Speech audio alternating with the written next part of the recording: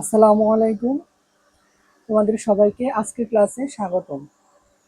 তো আজকে আমরা পড়বো চ্যাপ্টার নাম্বার 3, সেটা হচ্ছে তোমার কোষ বিভাজন সম্পর্কে। তো আমাদের রুটিন ওয়াইজ আজকে আমাদের এই চ্যাপ্টার নেওয়ার কথা ছিল। তো তোমরা যারা এখনো জয়েন হওনি তাড়াতাড়ি জয়েন হয়ে যাও আমাদের ক্লাসে, আমরা খুব তাড়াতাড়ি ক্লাসটি শুরু করে দেবো।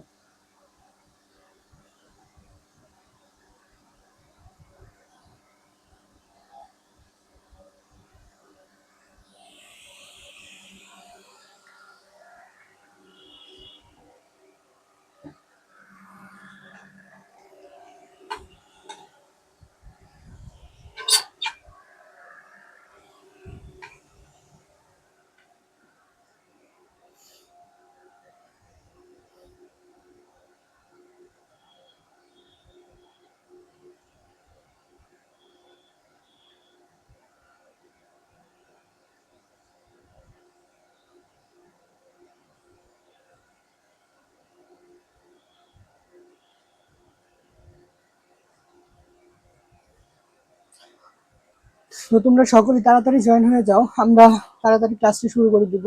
তো এটা আমাদের খুবই ইম্পর্টেন্ট একটা চ্যাপ্টার, চ্যাপ্টার নাম্বার 3। এখান থেকে প্রায়শই কোশ্চেন এসে থাকে, মানে প্রতি বছর একটা না একটা কোশ্চেন এখান থেকে থাকবে। আর এটা আমাদের সবচেয়ে ইজি একটা চ্যাপ্টার। তো যদি আমরা ইজিলি বুঝে যদি পড়তে পারি, তাহলে এখান থেকে ইজিলি আমরা খুব সহজে আনসার করতে পারবো। বুঝছো? তাহলে তোমরা আর দেরি না করে ক্লাসে জয়েন হয়ে যাও।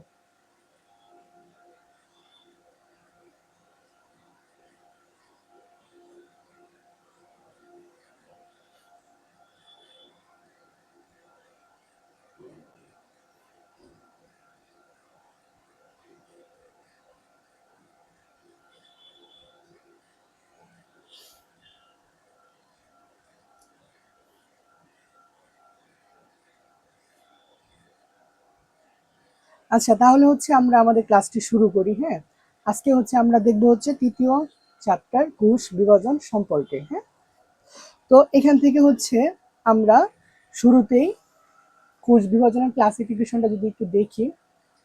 আচ্ছা, কোষ বিভাজন কি সেটা যদি আমরা একটু বুঝি, কোষ বিভাজনটা আসলে কি এটা। হ্যাঁ, তো কোষ বিভাজন তোমার একটা কোষ থেকে আরেকটা কোষের তৈরি, মানে কোষ কিভাবে একটা কোষ থেকে আরেকটা কোষ হচ্ছে এবং সেই প্রক্রিয়াটা কি, সেটাই কোষ বিভাজন। তো কোষ বিভাজনকে নরমালি দুইটা ভাগে ভাগ করা হয়েছে, বুঝছো? কোষ বিভাজনকে তোমার মেইনলি দুইটা ভাগে ভাগ করা হয়েছে। আমরা একটু যদি দেখি, কোষ বিভাজন,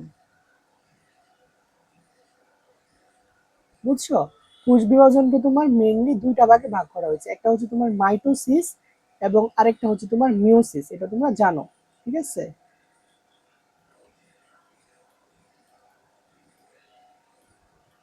মাইটোসিস এবং আরেকটা তোমার মিওসিস,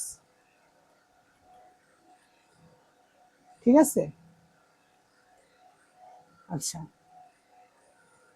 তাছাড়া আরেকটা ভাগ আছে, সেটা তোমার অ্যামাইটোসিস, বুঝছো? সেটা তোমাদের বইয়ে নাই, বাট জেনে রাখাটা ভালো। আরেকটা ভাগ আছে, সেটা তোমার অ্যামাইটোসিস।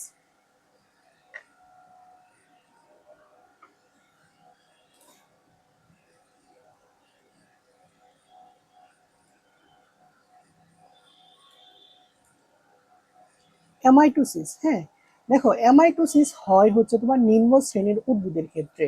এটা হয় নরমালি নিম্ন শ্রেণীর উদ্ভিদের ক্ষেত্রে অ্যামাইটোসিস হয়ে থাকে, উদ্ভিদ অথবা প্রাণী, ঠিক আছে? বা প্রাণীতে হয়ে থাকে।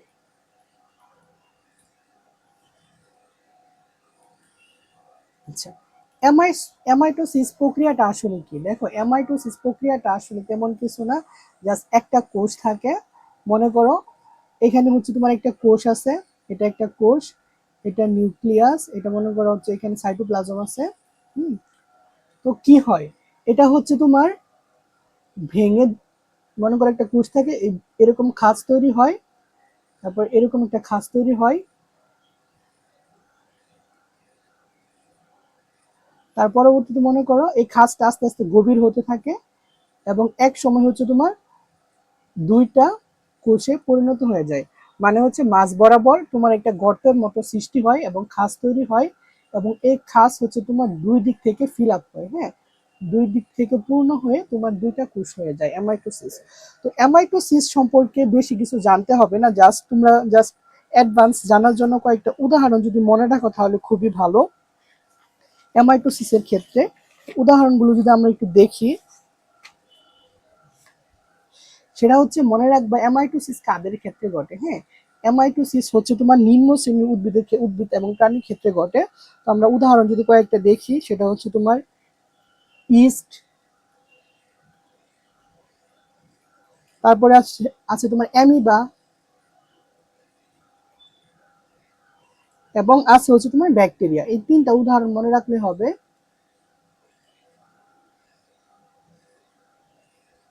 ব্যাকটেরিয়া, হ্যাঁ, এই তিনটা উদাহরণ মনে রাখবা। তো হচ্ছে মেইনলি কোষ বিভাজন আমরা আমাদের এখানে তোমাদের যে বই আছে, বই হচ্ছে তোমার দুইটা দেখবা, একটা হচ্ছে অ্যামাইটোসিস আর একটা হচ্ছে তোমার একটা হচ্ছে মাইটোসিস এবং আরেকটা হচ্ছে তোমার মিওসিস। হ্যাঁ, তো তাছাড়াও আরেকটা ভাগ আছে, সেটা হচ্ছে তোমার অ্যামাইটোসিস। তো অ্যামাইটোসিসের ক্ষেত্রে হচ্ছে তোমার নর্মালি একটা কোষ থাকে, একটা কোষ বিশিষ্ট উদ্ভিদ বা প্রাণীর ক্ষেত্রে এটা হয়ে থাকে। তো সেক্ষেত্রে হচ্ছে তোমার একটা কোষ বিভাজিত হয়ে তোমার দুইটা কোষে পরিণত হয়ে যায়, ঠিক আছে। তো সেটাই হচ্ছে অ্যামাইটোসিস প্রক্রিয়া। তো এই প্রক্রিয়ার উদাহরণটা জাস্ট যদি মাথায় রাখি, কারণ অনেক সময় এমসিকিউতে দিয়ে দিতে পারে উদাহরণটা, সেটা হচ্ছে ইস্ট, অ্যামিবা ও ব্যাকটেরিয়া, ঠিক আছে। ইস্ট, অ্যামিবা ও ব্যাকটেরিয়া, এরা হচ্ছে তোমার অ্যামাইটোসিস প্রক্রিয়ায় হয়ে থাকে। আচ্ছা, তো এর মধ্যে যে কোনো সমস্যা থাকে বলতে পারো, হ্যাঁ, যদি কোনো প্রশ্ন থাকে তাহলে প্রশ্নগুলো কর, বা আমি আনসার দেওয়ার চেষ্টা করব তোমাদের প্রশ্নের। আচ্ছা, তো আমরা হচ্ছে মেইনলি যা দেখবো সেটা হচ্ছে মাইটোসিস এবং মিওসিস। হ্যাঁ, মাইটোসিস এবং মিওসিস। তো নর্মালি তোমাদের মেইনলি পড়া লাগে হচ্ছে মাইটোসিস কোষ বিভাজনটা এখানে। হ্যাঁ, মাইটোসিস কোষ বিভাজনটা এটা একটু ভালো করে পড়তে হয়। আচ্ছা, আমরা যদি একটু দেখি মাইটোসিস কোষ বিভাজনটা। আচ্ছা, তো মাইটোসিস কোষ বিভাজনকে দুইটা ভাগে ভাগ করা হয়েছে, ঠিক আছে, যেটা অবশ্য তোমাদের বইয়ে ভাগটা লেখা নাই, তো তোমরা জাস্ট একটু জানার জন্য আর কি জানলা।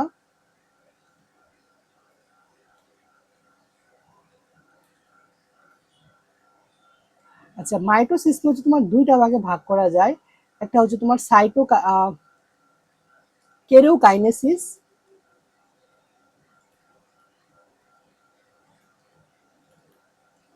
কেরিওকাইনেসিস, এবং আরেকটা হচ্ছে তোমার সাইটোকাইনেসিস, বুঝছো? আরেকটা কি, আরেকটা হচ্ছে তোমার সাইটোকাইনেসিস।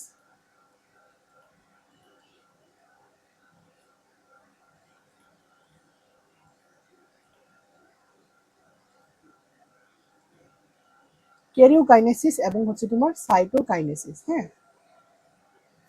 তো হচ্ছে তোমার এখানে কেরিওকাইনেসিসটা আসলে কি, দেখো, কেরিওকাইনেসিস হচ্ছে তোমার মাইটোসিস কোষ বিভাজনের নিউক্লিয়াসের যে বিভাজনটা হয় তাকে বলা হয় কেরিওকাইনেসিস। এটা হচ্ছে নিউক্লিয়াসের বিভাজন।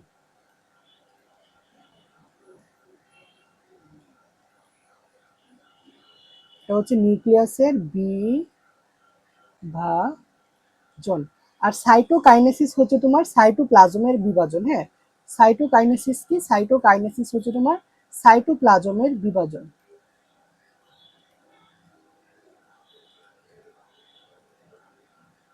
সাইটোপ্লাজমের বিভাজন, বুঝছো?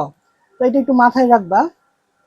কেরিওকাইনেসিস মানে হচ্ছে তোমার নিউক্লিয়াসের বিভাজন, এবং সাইটোকাইনেসিস হচ্ছে তোমার সাইটোপ্লাজমের বিভাজন।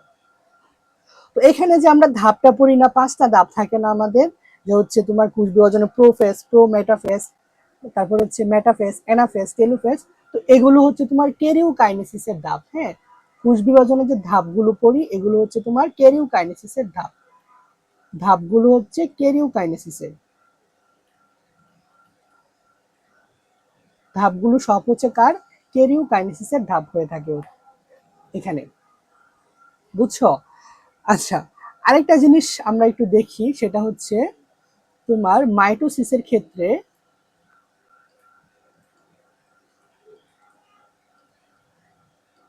কিছু বৈশিষ্ট্য যদি আমরা একটু দেখি, দেখো মাইটোসিসের ক্ষেত্রে হচ্ছে তোমার নতুন যে কোষটা তৈরি হয়।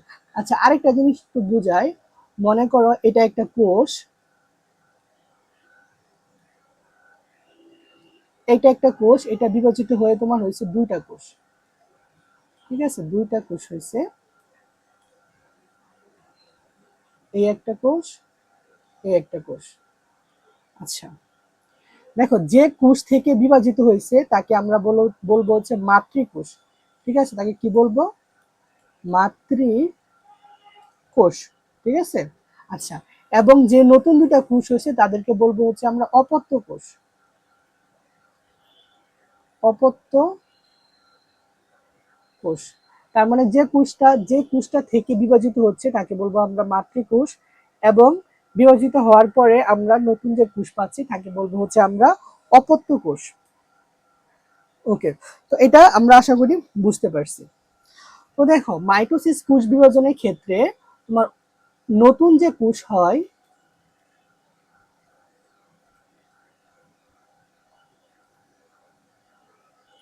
নতুন যে কোষ হয় তা হচ্ছে মাতৃকোষের সমগুণ সম্পন্ন। হ্যাঁ, মাতৃকোষের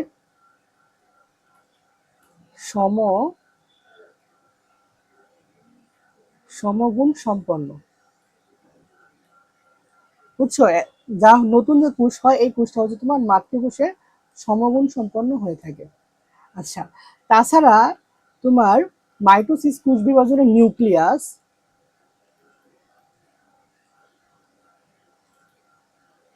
নিউক্লিয়াস এবং ক্রোমোজোম একবার বিভাজিত হয়। কয়বার? একবার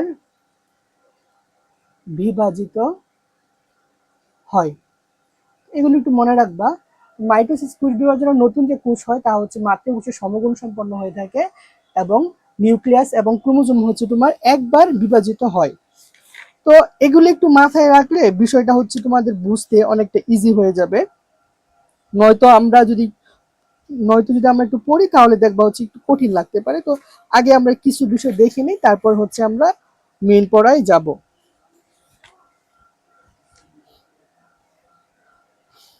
আচ্ছা, আরেকটা জিনিস আমরা একটু দেখি, সেটা দেখো।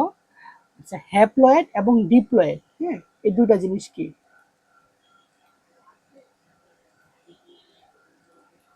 ডিপ্লয়েড আর একটা হচ্ছে হ্যাপ্লয়েড। আচ্ছা দেখো, ডিপ্লয়েড মানে হচ্ছে ক্রোমোজোম থাকবে 2n সংখ্যক, কত ক্রোমোজোম থাকবে হচ্ছে তোমার 2n সংখ্যক। আর হ্যাপ্লয়েড মানে হচ্ছে তোমার ক্রোমোজোম থাকবে n সংখ্যক, বুঝছো? হ্যাপ্লয়েড মানে ক্রোমোজোম থাকবে তোমার n সংখ্যক।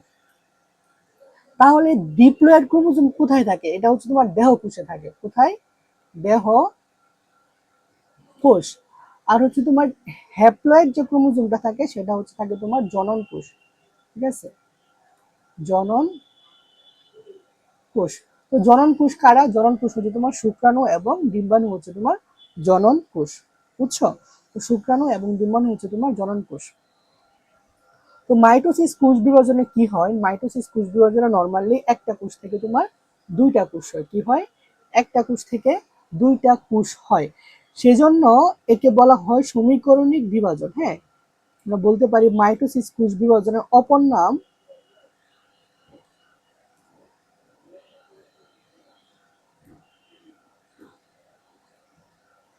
মাইটোসিস কোষ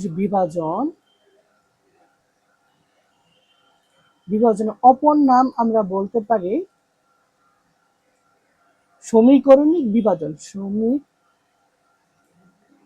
সমীকরণিক বিভাজন, বুঝছো? মানে হচ্ছে একটা থেকে দুইটা, দুইটা থেকে চারটা, চারটা থেকে আটটা, এভাবে হতে থাকে। সেজন্য একে বলা হয় সমীকরণিক বিভাজন। তো এটা কিন্তু খুবই ইম্পর্টেন্ট। হ্যাঁ, এটা একটু মনে রাখবো, সমীকরণিক বিভাজন। তাহলে সমীকরণিক বিভাজন কোন বিভাজনকে বলা হয়? সেটা হচ্ছে মাইটোসিস কোষ বিভাজনকে তোমার সমীকরণিক বিভাজন বলা হয়ে থাকে। তো এটা একটু মাথায় রাখতে হবে, বুঝছো? তোমাদের কোনো প্রশ্ন যদি থাকে তাহলে বলতে পারো।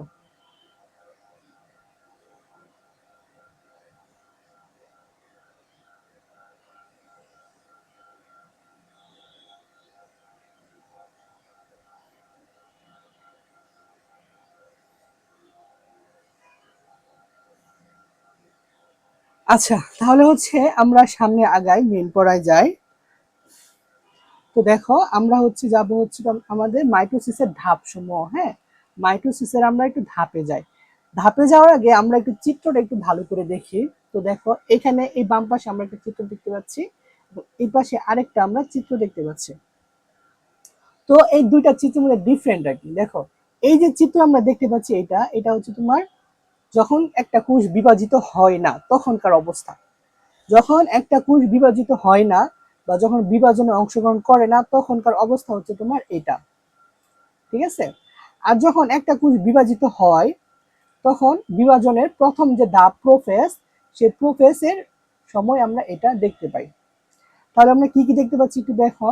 তো এটা একটা কোষ, এটা হচ্ছে অবভিয়াসলি একটা উদ্ভিদ কোষ। তো উদ্ভিদ কোষের সবচেয়ে বাহিরের যে আবরণ থাকে, এই যে এটা আমরা সবচেয়ে বাহিরের যে লেয়ারটা থাকে তাকে বলা হয় হচ্ছে কোষ প্রাচীর। কি বলা হয় তোমার? কোষ প্রাচীর। উদ্ভিদ কোষের সবচেয়ে বাইরে যে লেয়ার থাকে তাকে বলা হয় কোষ প্রাচীর। তারপরে দেখো ভিতরে আরেকটা লেয়ার আছে, যে আমরা দেখতে পাচ্ছি যে লেয়ার, একে বলা হয় হচ্ছে তোমার কোষ ঝিল্লি বা নিউক্লিয়ার এন্ড কোষ ঝিল্লি বা তোমার হ্যাঁ এটার কোষ ঝিল্লি বলা হয়। আচ্ছা, ঠিক আছে। তার মানে বাহিরের যে আবরণ থাকবে তাকে বলা হয় কোষ প্রাচীর এবং ভেতরের যে আবরণ থাকবে তাকে কোষ ঝিল্লি বা প্লাজমা মেমব্রেন বলে। হ্যাঁ, কোষ ঝিল্লি বা এর অপর নাম হচ্ছে প্লাজমা মেমব্রেন। তারপরে হচ্ছে এখানে বড় আকারে আমরা একটা কি দেখতে পাচ্ছি, সেটা হচ্ছে তোমার নিউক্লিয়াস। এই যে বড়, এটা হচ্ছে তোমার একটা নিউক্লিয়াস। পুরোটা হচ্ছে তোমার কি একটা নিউক্লিয়াস। তো নিউক্লিয়াসের মধ্যে কি থাকবে? নিউক্লিয়াসের মধ্যে একটা নিউক্লিওলাস থাকবে, আর কি থাকবে? ক্রোমাটিন তন্তু থাকবে, সুতার মতো পেঁচানো ক্রোমাটিন তন্তু থাকবে। তো এই গেল হচ্ছে আমরা একটা কোষ দেখলাম, একটা কোষে কি কি থাকে, ঠিক আছে।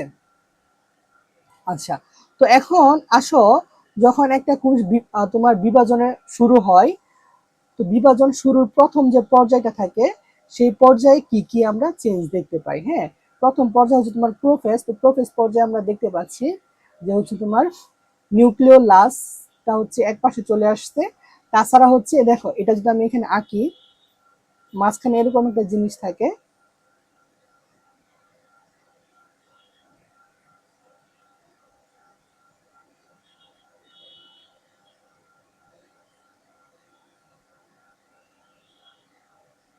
আচ্ছা, তো আমরা এটা দেখতে পাচ্ছি। তো দেখো এখানে এই মাঝখানে যে বৃত্তাকার একটা জিনিস দেখতে পাচ্ছি, একে বলা হয় তোমার সেন্ট্রোসোম। হ্যাঁ, এটাকে বলা হয়, সরি, এটাকে বলা হয় সেন্ট্রোমিয়ার। হ্যাঁ, এটাকে বলা হয় সেন্ট্রোমিয়ার, ঠিক আছে।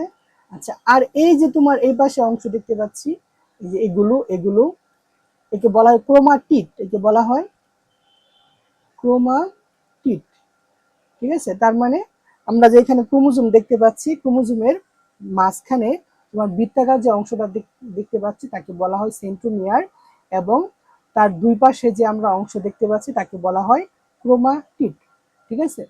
আচ্ছা, এখানে যদি একটু চিত্রের মধ্যে খেয়াল করে দেখো, এখানে হচ্ছে তোমার ক্রোমোজোম গুলো হচ্ছে তোমার ক্রোমাটিন তন্তু আকারে চিকন সুতার মতো পেঁচানো অবস্থায় আছে। বাট এখানে হচ্ছে ক্রোমোজোম গুলো একটু মোটা হয়ে যাচ্ছে, ঠিক আছে, মোটা হয়ে যাচ্ছে এবং দৃষ্টিগোচর হচ্ছে।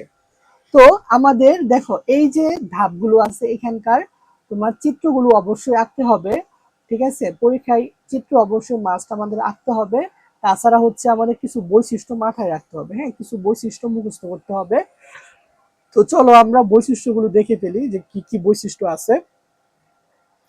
তো মিনিমাম 3টা থেকে 5টা বৈশিষ্ট্য আমাদের মুখস্থ করতে হবে, বুঝছো? মিনিমাম 3টা থেকে 5টা আমাদের মুখস্থ করতে হবে।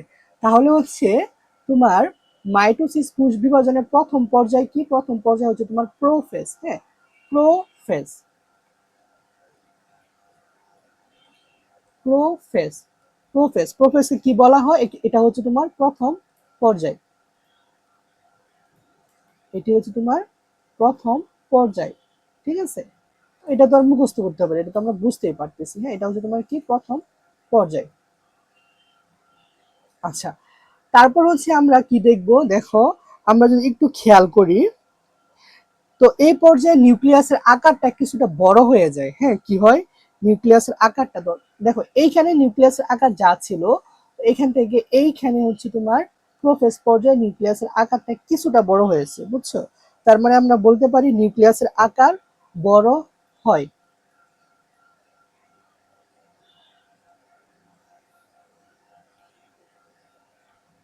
নিউক্লিয়াসের আকার কি হয়? বড় হয়।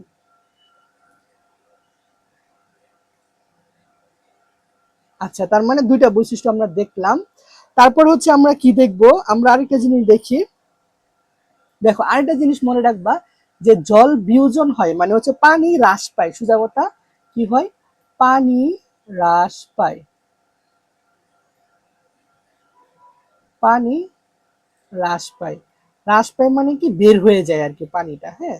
তো এখানে এই তোমার নিউক্লিয়াসের মধ্যে যতটা হচ্ছে তোমার নিউক্লিয় প্লাজম ছিল, মানে নিউক্লিয়াসের ভেতরে যতটুকু পানি ছিল, তো এই প্রোফেজ পর্যায়ে এসে দেখো পানিটা অনেকটা হ্রাস পেয়েছে। যার ফলে দেখো ক্রোমোজোম গুলো এখানে সুতার মতো দেখা গেলেও এখানে আর সুতার মতো দেখা যাচ্ছে না, হ্যাঁ। তো কোষ বিভাজনের আগের স্টেপে তোমার ক্রোমোজোম গুলো সুতার মতো ক্রোমাটিন তন্তুতে পরিণত ছিল, বাট প্রোফেজ পর্যায়ে এসে সেটা হচ্ছে তোমার আমরা অনেকটা ক্লিয়ারলি বোঝা যাচ্ছে আর অনেকটা মোটা হয়েছে, তাই না? আচ্ছা, তাহলে আমরা বলতে পারি ক্রোমোজোম গুলো আস্তে আস্তে মোটা এবং খাটো হতে থাকে। ঠিক আছে, এটা বলা যায়। তাহলে বলতে পারি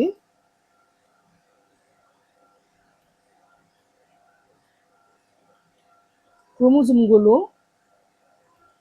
মোটা ও খাটো হতে থাকে বা দেখা যায়। আচ্ছা, ক্রোমোজোম গুলো মোটা এবং খাটো হতে থাকে হচ্ছে তোমার এ পর্যায়ে, বুঝছো? আচ্ছা, আরেকটা জিনিস কি? আরেকটা জিনিস হচ্ছে এই যে আমরা একটা ক্রোমোজোম এখানে আঁকলাম, এটা যদি আমরা আরেকটু দেখি ভালো করে, দেখো এই যে বৃত্তাকার অংশ আমি আঁকছি একে বলা হয় সেন্ট্রোমিয়ার। আচ্ছা, বড় করে আঁকি। আচ্ছা, এটা হচ্ছে তোমার সেন্ট্রোমিয়ার। এই দুই পাশে হচ্ছে তোমার ক্রোমোজোম থাকে।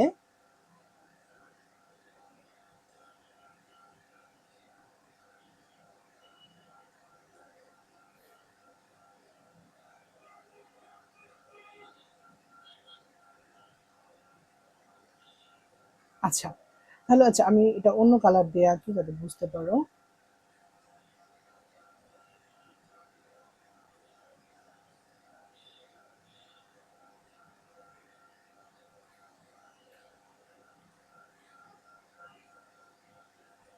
আচ্ছা, তো এখানে তোমার বৃত্তাকার যে অংশটা তাকে বলা হয়, তাকে কি বলে? তাকে বলা হয় হচ্ছে তোমার,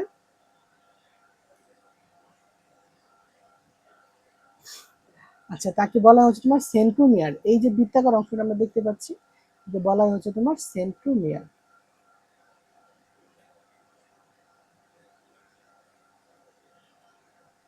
এবং এই লাল লাল যে অংশ দেখতে পাচ্ছি তাকে বলা হয় ক্রোমাটিড। ঠিক আছে, তাকে বলা হয় তোমার ক্রোমাটিড। তার মানে আমরা বলতে পারি ক্রোমোজোম গুলো হচ্ছে সেন্ট্রোমিয়ার ব্যতীত হচ্ছে তোমার লম্বালম্বি ভাবে বিভক্ত হয়ে ক্রোমাটিডে পরিণত হয়। ঠিক আছে, তো এই বৈশিষ্ট্যটা আমরা লিখতে পারি। ঠিক আছে, কি লিখবো? যে হচ্ছে প্রতিটি ক্রোমোজোম সেন্ট্রোমিয়ার ব্যতীত লম্বালম্বি ভাবে দুভাবে বিভক্ত হয়ে দুটি ক্রোমাটিড তৈরি করে, হ্যাঁ। তাহলে হচ্ছে এই পুরাটা হচ্ছে তোমার একটা ক্রোমোজোম।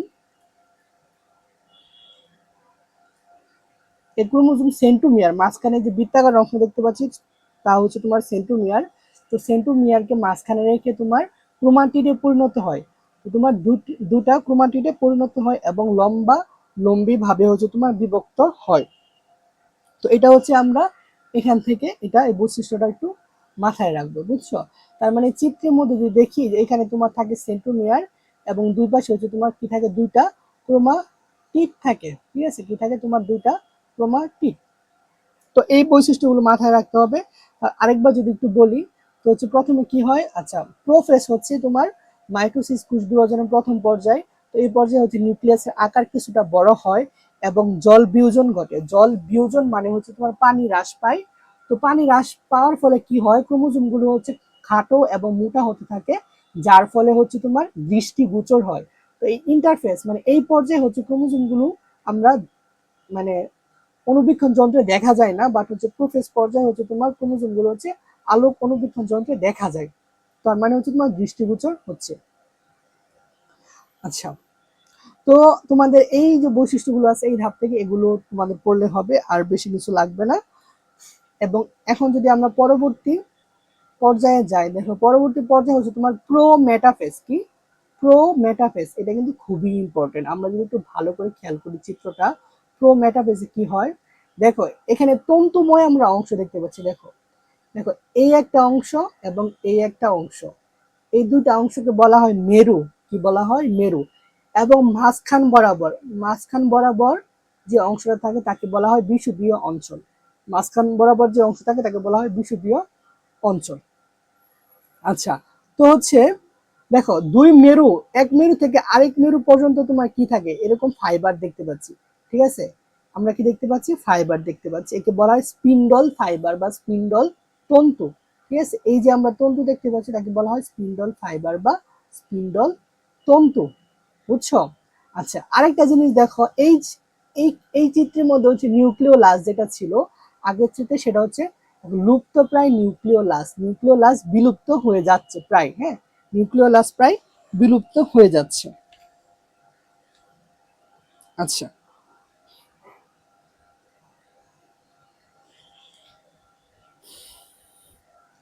তো আরেকটা জিনিস দেখো, এখানে যে হচ্ছে তোমার ক্রোমাটিন, সরি, এখানে যে হচ্ছে তোমার স্পিন্ডল তন্তু আছে, হ্যাঁ স্পিন্ডল তন্তু, তো তোমার সবগুলো স্পিন্ডল তন্তুর মধ্যে দেখো ক্রোমোজোম যুক্ত নাই। হ্যাঁ, এখানে দেখো সবগুলো স্পিন্ডল তন্তুর মধ্যে ক্রোমোজোমের সেন্ট্রোমিয়ার যুক্ত নাই। তো যে স্পিন্ডল তন্তুর মধ্যে ক্রোমোজোমের সেন্ট্রোমিয়ার যুক্ত, এই যে দেখো এখানে আমরা দেখতে পাচ্ছি একটা, এখানে একটা দেখতে পাচ্ছি, এখানে একটা দেখতে পাচ্ছি, এখানে একটা, তাকে বলা হয় হচ্ছে তোমার ট্র্যাকশন ফাইবার। তাকে বলা হয় ট্র্যাকশন ফাইবার, হ্যাঁ, বা আকর্ষণ তন্তু। আচ্ছা, এই পুরা তোমার একটা মেরু, দুই পাশে হচ্ছে তোমার দুইটা মেরু এবং মাঝখানে বিষুবীয় অঞ্চল এবং স্পিন্ডল তন্তু সহ পুরোটাকে বলা হয় স্পিন্ডল যন্ত্র। এই পুরোটাকে বলা হয় তোমার স্পিন্ডল যন্ত্র। বুঝছো? তো আমরা চিত্রটা একটু ভালো করে যদি দেখি তাহলে আমরা ইজিলি বুঝতে পারবো। তো এখানে দুই দুই সাইডে হচ্ছে তোমার দুইটা মেরু থাকে, এই যে এই একটা মেরু এবং এই পাশে একটা মেরু। মাঝখান বরাবর থাকে হচ্ছে তোমার বিষুবীয় অঞ্চল বা ইকুয়েটর, এবং দুই মেরুকে কানেক্ট করে হচ্ছে তোমার কিছু ফাইবার বা তন্তু। হ্যাঁ, এই ফাইবার বা তন্তুকে বলা হয় স্পিন্ডল ফাইবার, বলা হয় হচ্ছে তোমার স্পিন্ডল ফাইবার। এবং যেই ফাইবারের সাথে হচ্ছে ক্রোমোজোম সংযুক্ত থাকে তাকে বলা হয় ট্র্যাকশন ফাইবার। হ্যাঁ, যেই ফাইবারের সাথে তোমার ক্রোমোজোম সংযুক্ত থাকে তাকে বলা হয় ট্র্যাকশন ফাইবার। তো এই কয়েকটা জিনিস আমাদের মাথায় রাখলে হবে। বুঝছো?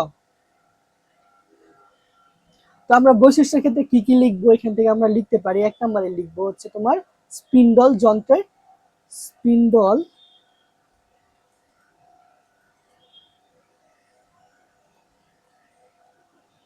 স্পিন্ডল যন্ত্রের সৃষ্টি হয়। ঠিক আছে, স্পিন্ডল যন্ত্রের সৃষ্টি হয় এই পর্যায়ে। আচ্ছা, তো স্পিন্ডল যন্ত্রের দুই পাশে যে অংশ থাকে তাকে বলা হয় দুইটা মেরু, এবং দুই মেরুর মধ্যবর্তী স্থানকে বলা হয় ইকুয়েটর বা বিষুবীয় অঞ্চল। আচ্ছা, দুই নাম্বার বৈশিষ্ট্য আমরা লিখতে পারি হচ্ছে দুই মেরুকে সংযুক্তকারী,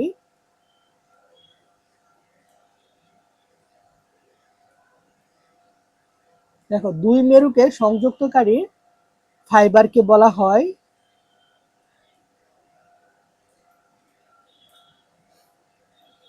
দুই মেরুকে সংযুক্তকারী ফাইবারকে বলা হয় হচ্ছে তোমার স্পিন্ডল ফাইবার। কি বলে? স্পিন্ডল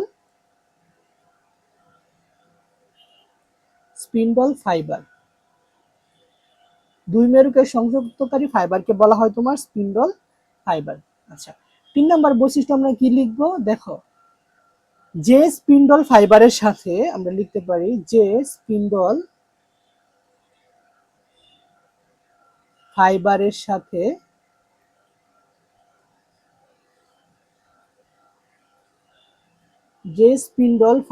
সাথে তোমার ক্রোমোজোমের সেন্ট্রোমিয়ার যুক্ত হয়। হ্যাঁ,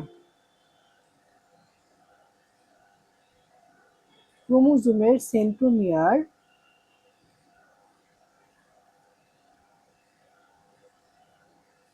যুক্ত হয়, তাকে কি বলে? তাকে বলে হচ্ছে তোমার ট্র্যাকশন ফাইবার। তাকে বলা হচ্ছে ট্র্যাকশন ফাইবার, বা বাংলাতে হচ্ছে তোমার আকর্ষণ তন্তু। ঠিক আছে, তাকে বলে ট্র্যাকশন ফাইবার বা আকর্ষণ তন্তু। আচ্ছা, তারপরে হচ্ছে কি, তারপরে হচ্ছে আমরা বলতে পারি দেখো নিউক্লিয়ার এনভেলপ, মানে নিউক্লিয়াসের যে আবরণ ছিল, হ্যাঁ নিউক্লিয়াসের যে আবরণ ছিল, যে দেখো হালকা হালকা দেখা যাচ্ছে, এটা হচ্ছে বিলুপ্ত হতে থাকে। এবং এই যে এখানে নিউক্লিয় লাস ছিল, নিউক্লিয় লাস হচ্ছে তোমার বিলুপ্ত হতে থাকে। হ্যাঁ, তাহলে আমরা বলতে পারি নিউক্লিয়ার এনভেলপ মানে নিউক্লিয়ার আবরণ, যেটা নিউক্লিয়ার আবরণই বলি আমরা, নিউক্লিয়ার আবরণ ও নিউক্লিওলাস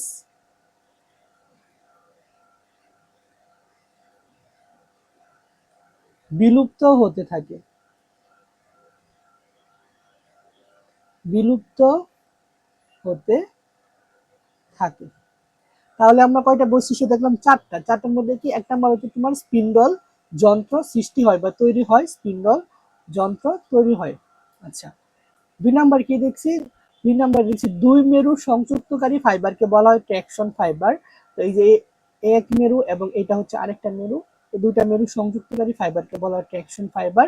তিন নাম্বার হচ্ছে তোমার স্পিন্ডল ফাইবার। তো স্পিন্ডল ফাইবারের সাথে হচ্ছে তোমার ক্রোমোজোমের সেন্ট্রোমিয়ার যুক্ত হয়, যে স্পিন্ডল ফাইবারের সাথে তাকে বলা হয় তোমার ট্র্যাকশন ফাইবার। এবং এই পর্যায়ে হচ্ছে তোমার নিউক্লিয়ার লাস এবং নিউক্লিয়ার এনভেলপ হচ্ছে তোমার বিলুপ্ত হতে থাকে। তো আশা করি তোমরা এটা বুঝতে পারছো।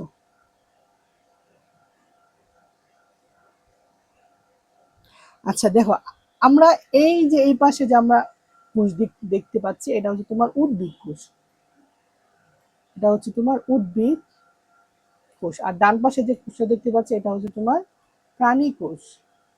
তো দেখো প্রাণী কোষের ক্ষেত্রে একটা জিনিস হয় সেন্ট্রিওল। দেখো যে আমরা দেখতে পাচ্ছি, এটা হচ্ছে সেন্ট্রিওল। প্রাণী কোষের ক্ষেত্রে হচ্ছে সেন্ট্রিওল দুই মেরুতে অবস্থান করে। কি করে? এটা একটু মনে রাখবা বৈশিষ্ট্যটা। প্রাণী কোষের ক্ষেত্রে সেন্ট্রিওল হচ্ছে দুই মেরুতে অবস্থান করে এবং দেখো কিছু রশ্মি বিচ্ছুরণ করতেছে, এই যে ঠিক আছে, একে বলা হয় অ্যাস্টার রে। কিছু রশ্মি বিচ্ছুরণ করে, এই রশ্মিকে বলা হয় অ্যাস্টার রে। প্রাণী কোষের ক্ষেত্রে কি হয়, যে হচ্ছে তোমার সেন্ট্রিওল দুই মেরুতে অবস্থান করে এবং অ্যাস্টার রে বিচ্ছুরণ করে। এটা আমাদের বৈশিষ্ট্য মনে রাখবো। আচ্ছা, তো এটা যদি লিখি আমরা, দেখো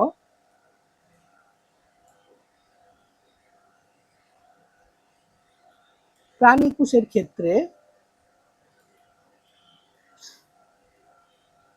দেখো প্রাণী কোষের ক্ষেত্রে কি হয়, প্রাণী কোষের ক্ষেত্রে হচ্ছে সেন্ট্রিওল, সেন্ট্রিওল দুই মেরুতে অবস্থান করে, বুঝছো? দুই মেরুতে অবস্থান করে,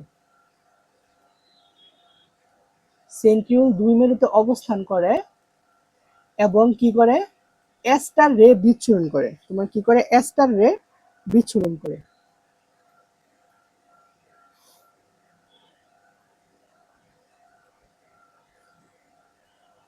অ্যাস্টার রে বিচ্ছুরণ করে।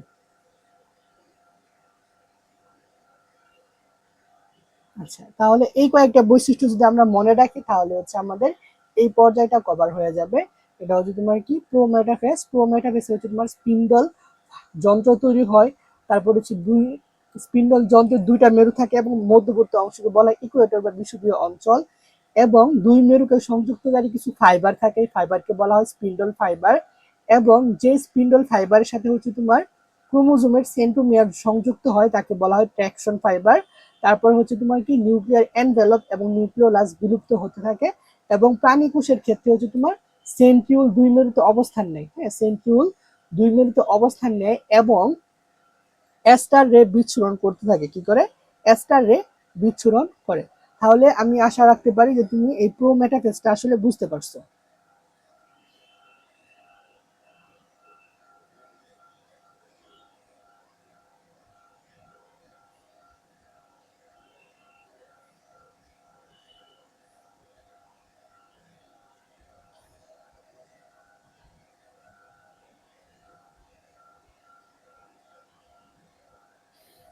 আচ্ছা, এখন আমরা পরবর্তী পর্যায়ে যাই, সেটা হচ্ছে তোমার মেটাফেজ পর্যায়ে। হ্যাঁ, সেটা হচ্ছে মেটাফেজ।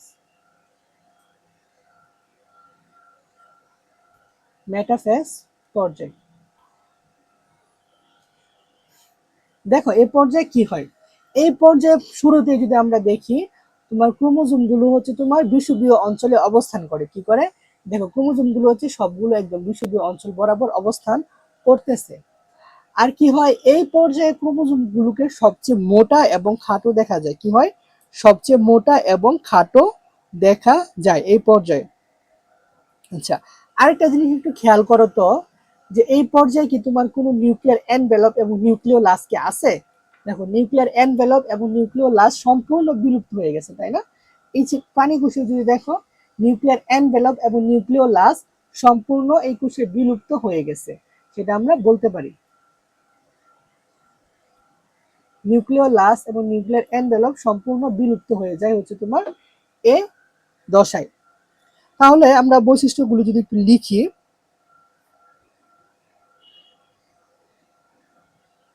এক নাম্বার হচ্ছে তোমার ক্রোমোজোম গুলো হচ্ছে তোমার বিষুবীয় অঞ্চলে অবস্থান করে। হ্যাঁ, ক্রোমোজোম গুলো বিষুবীয় অঞ্চলে তোমার কি করে, অবস্থান করে।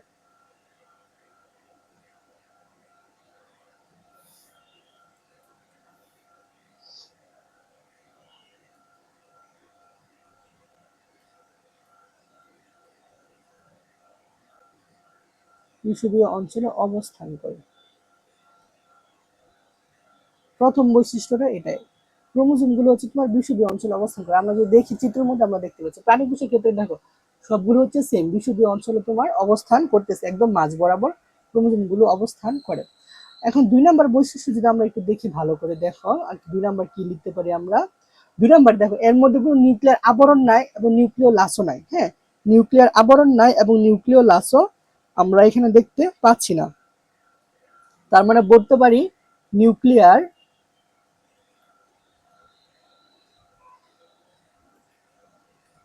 আবরণ বা এনভেলপ ও নিউক্লিওলাস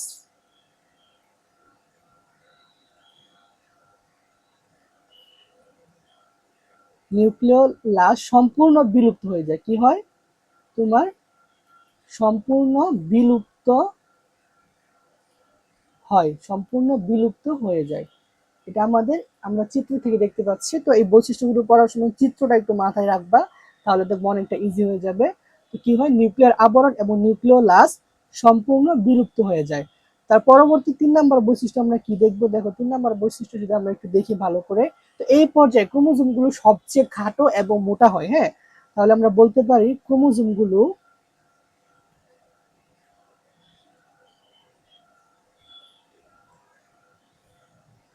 সবচেয়ে মোটা এবং খাটো হয়, সবচেয়ে মোটা ও খাটো হয়।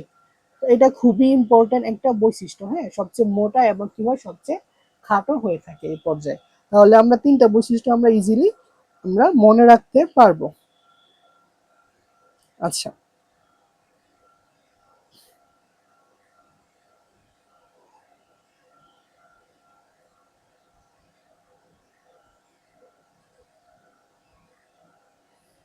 তো আমরা যদি দেখি এই বৈশিষ্ট্যগুলো যদি একটু ভালো করে মনে রাখি, তাহলে হচ্ছে আমরা খুব ইজিলি আনসার করতে পারবো। তো চিত্রের সাথে হচ্ছে আমরা ভালো করে একটু মাথায় রাখবো। হ্যাঁ,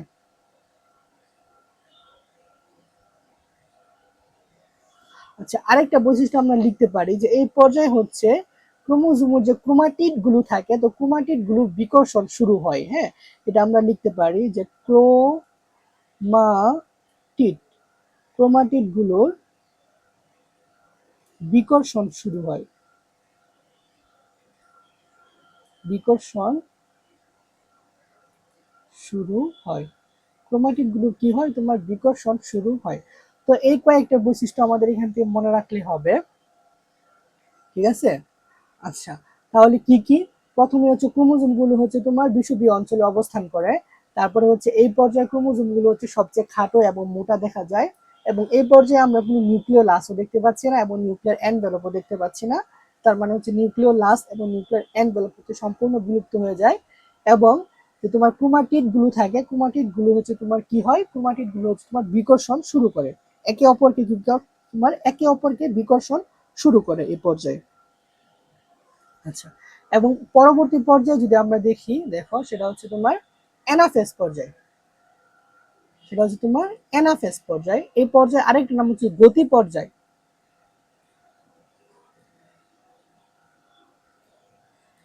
অ্যানাফেজ। তো এই পর্যায়ে কি হয় দেখো, এই পর্যায়ে হচ্ছে তোমার ক্রোমোজোম গুলো বিভক্ত হয়ে তোমার দুই মেরুর দিকে গমন করতেছে। হ্যাঁ, বিভক্ত হয়ে তোমার দুই মেরুর দিকে তোমার গমন করতেছে। আমরা যদি বই থেকে একটু চিত্রটা দেখি,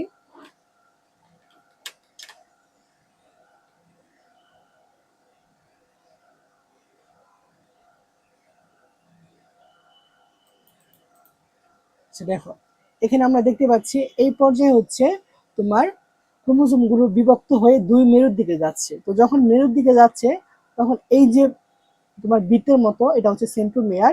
তো সেন্ট্রোমিয়ার সামনের দিকে এবং হচ্ছে ক্রোমাটিড গুলো হচ্ছে তোমার পিছনের দিকে। তো সেন্ট্রোমিয়ার সামনের দিকে এবং বাহুদ্বয় হচ্ছে তোমার পেছনের দিকে থাকে। তাহলে এটাকে বলা হচ্ছে সেন্ট্রোমিয়ার হচ্ছে অগ্রগামী এবং বাহুদ্বয় হচ্ছে তোমার অনুগামী, মানে পিছনের দিকে থাকতেছে। এবং এই পর্যায়কে গতি পর্যায় কেন বলা হয়, কারণ এই পর্যায়ে হচ্ছে তোমার ক্রোমোজোম গুলো দুই মেরুর দিকে যেতে থাকে। তো বিষুবীয় অঞ্চল থেকে, মানে এটা হচ্ছে বিষুবীয় অঞ্চল, বিষুবীয় অঞ্চল থেকে তোমার দুই মেরুর দিকে ভ্রমণ করতে থাকে হচ্ছে তোমার এ পর্যায়ে। তো এটা হচ্ছে একটু ভালো করে মাথায় রাখতে হবে, বুঝছো? আচ্ছা, তাহলে আমরা বৈশিষ্ট্যগুলো যদি একটু লিখি, দেখো তোমার এই পর্যায়ে কি হয়। এই পর্যায়ে হচ্ছে তোমার, তো তোমার ক্রোমোজোমের যে তোমার সেন্ট্রোমিয়ার ছিল, সেন্ট্রোমিয়ার হচ্ছে দুভাগে বিভক্ত হয়ে যায়, দুভাগে বিভক্ত হয়ে দুই মেরুতে গমন করে। হ্যাঁ, তাহলে আমরা লিখতে পারি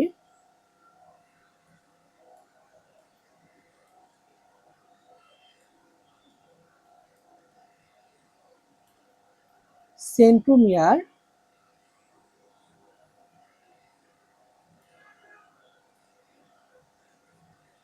দুভাগে বিভক্ত হয়। ঠিক আছে, দুভাগে কি হয়, বিভক্ত হয়, এক নম্বর বৈশিষ্ট্য। আচ্ছা, দুই নাম্বার বৈশিষ্ট্য যদি আমরা একটু দেখি, প্রথম বৈশিষ্ট্য কি, সেন্ট্রোমিয়ার হচ্ছে তোমার দুভাগে বিভক্ত হয়, যার ফলে হচ্ছে তোমার ক্রোমাটিড গুলো হচ্ছে তোমার আলাদা হয়ে যায়, দুই সাইডে হয়ে যায়, এবং হচ্ছে মেরুমুখী ক্রোমাটিড গুলো মেরুর দিকে গমন করে।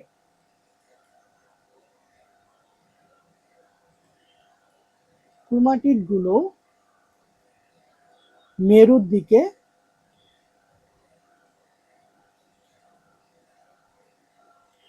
যেতে থাকে। হ্যাঁ, যেতে থাকে। তার পরবর্তী বৈশিষ্ট্য যদি আমরা একটু দেখি,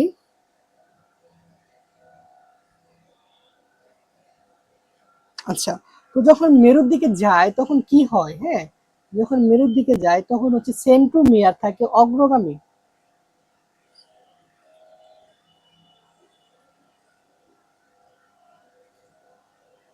সেন্ট্রোমিয়ার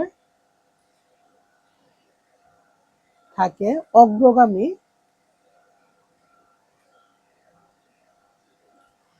এবং বাহুদ্বয় থাকে অনুগামী। মানে ক্রোমাটিড গুলো, হ্যাঁ, বাহুদ্বয়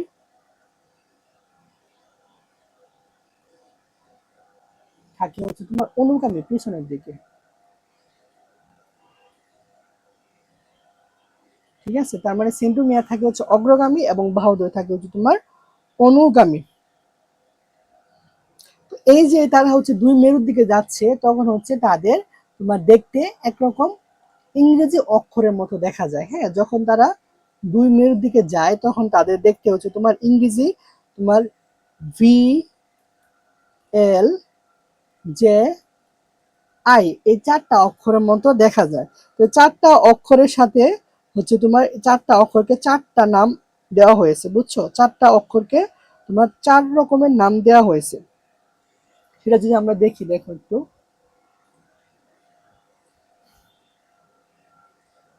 তো যদি ভি এর মতো দেখা যায় তখন তাকে বলা হয় হচ্ছে তোমার মেটাসেন্ট্রিক। হ্যাঁ, বি এর মতো যদি দেখা যায় তখন তাকে বলা হয় মেটাসেন্ট্রিক।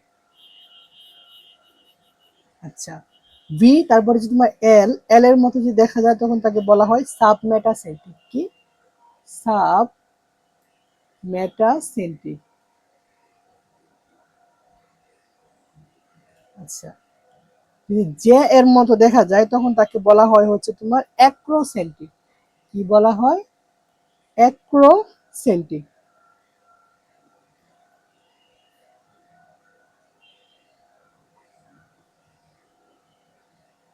আচ্ছা, আর যদি আই এর মতো দেখা যায় তখন তাকে বলে হচ্ছে তোমার টেলোসেন্ট্রিক।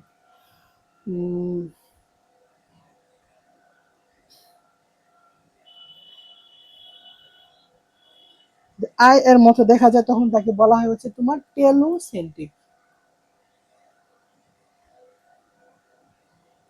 ঠিক আছে, তার মানে হচ্ছে তোমার যখন ক্রোমোজোম গুলো মেরুর দিকে গমন করতে থাকে তখন তাদেরকে দেখতে ইংরেজি 4টা অক্ষরের মতো দেখা যায়। তো 4টা অক্ষর কি কি, তা হচ্ছে তোমার ভি এল জে আই। হ্যাঁ, ভি এল জে আই। তো ভি এর মতো দেখা গেলে তাকে বলা হচ্ছে তোমার মেটাসেন্ট্রিক। হ্যাঁ, তারপরে হচ্ছে তোমার জে এর এল এর মতো দেখা গেলে বলা হয় সাবমেটাসেন্ট্রিক। আই এর মতো যদি দেখা যায় তখন তাকে বলা হয় হচ্ছে তোমার, সরি, জে এর মতো দেখা গেলে তোমার অ্যাক্রোসেন্ট্রিক, এবং আই এর মতো দেখা গেলে তাকে বলা হয় হচ্ছে তোমার টেলোসেন্ট্রিক। তো এটা কিন্তু আমাদের ভালো করে মুখস্থ রাখতে হবে, কারণ এটা রিটেনের জন্য লাগবে, প্লাস হচ্ছে তোমার এমসিকিউ তো এখান থেকে মাস্ট পাবা পরীক্ষায়। তোমার এখান থেকে একটা এমসিকিউ শিওর পাবা, আমি তোমাদের বলে দিলাম। হ্যাঁ, এখান থেকে একটা এমসিকিউ মাস্ট পাবা। তো এটা একদম মুখস্থ করতে হবে। তো এটা একদম আমাদের কি করতে হবে? মুখস্থ করতে হবে। তো দেখো, এটা যদি মুখস্থ করতে কষ্ট হয় তাহলে তোমাদের জন্য আমি একটা ছন্দ দিয়ে দিচ্ছি। তো ছন্দ দ্বারা ইজিলি মুখস্থ করতে পারবা। দেখো, ছন্দটা হচ্ছে, আমরা বলি যে আগেরকার দিনে আমরা যখন মুভি দেখতাম তখন দেখতাম যে একটা ম্যাম সাহেব থাকতো, একটা বাড়ি থাকতো, একটা টেলিফোন থাকতো। তো আমরা এখান থেকে একটা ছন্দ যদি লিখতে পারি, ম্যাম সাহেবের টেলিফোন একটাই, বুঝছো? ম্যাম সাহেবের একটাই টেলিফোন, একটাই টেলিফোন।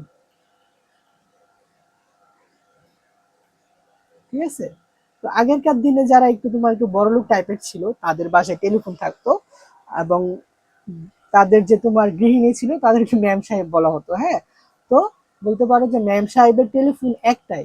তো ম্যাম সাহেবের টেলিফোন একটাই। হ্যাঁ, বি, বি মানে হচ্ছে তোমার মেটাসেন্ট্রিক, মানে ম্যাম থেকে মেটাসেন্ট্রিক। তারপরে সে তোমার এল, এল হচ্ছে তোমার সাবমেটাসেন্ট্রিক। তারপরে হচ্ছে বি এল, তারপর কি জে, জে হচ্ছে তোমার অ্যাক্রোসেন্ট্রিক, মানে একটাই থেকে হচ্ছে তোমার অ্যাক্রোসেন্ট্রিক। এবং আই, আই হচ্ছে তোমার টেলোসেন্ট্রিক, মানে টেলিফোন। হ্যাঁ, আই মানে হচ্ছে তোমার টেলোসেন্ট্রিক। কোথা থেকে আসছে? টেলিফোন থেকে আসছে। তাহলে হচ্ছে তোমার এই ছন্দ দ্বারা হচ্ছে আমরা এটা মুখস্থ করে ফেলবো, যাদের তোমার এইভাবে ছন্দ ছাড়া মুখস্থ করতে কষ্ট হয়। তো এটা অবশ্যই মাথায় রাখতে হবে কিন্তু, বুঝছো? কোনোভাবে ভোলা যাবে না। তাহলে আমরা কি দেখলাম? আমরা হচ্ছে দেখছি তোমার অ্যানাফেজ পর্যায়। হ্যাঁ, এখন আমরা লাস্টের পর্যায়ে দেখবো, সেটা হচ্ছে তোমার টেলুফেজ। হ্যাঁ, এখন হচ্ছে আমরা লাস্টের যে একটা পর্যায় সেটা হচ্ছে আমরা এখন দেখবো হচ্ছে টেলুফেজ পর্যায়টা আমরা এখন দেখবো। চলো,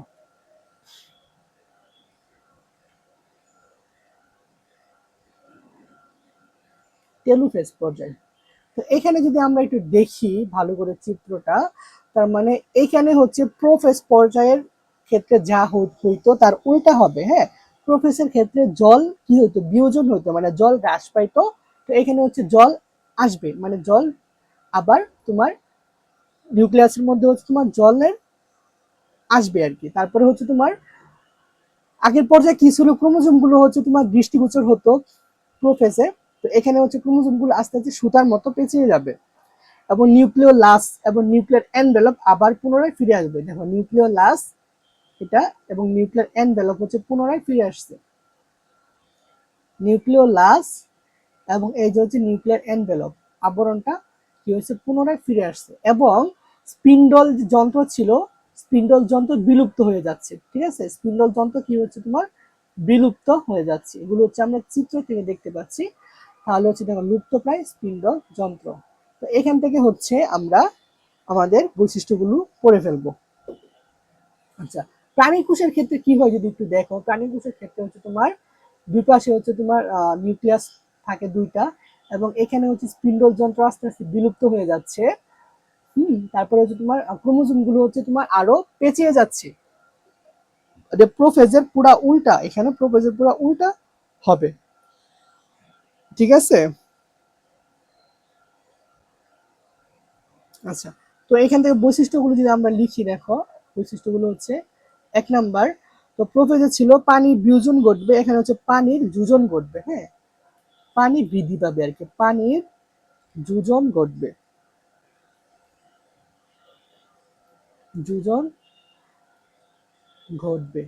2 নাম্বার বৈশিষ্ট্য কি, আমরা চিত্র থেকে বলতে পারি হচ্ছে স্পিন্ডল যন্ত্র বিলুপ্ত হয়ে যাবে, কি হবে, স্পিন্ডল যন্ত্র বিলুপ্ত হয়ে যাবে।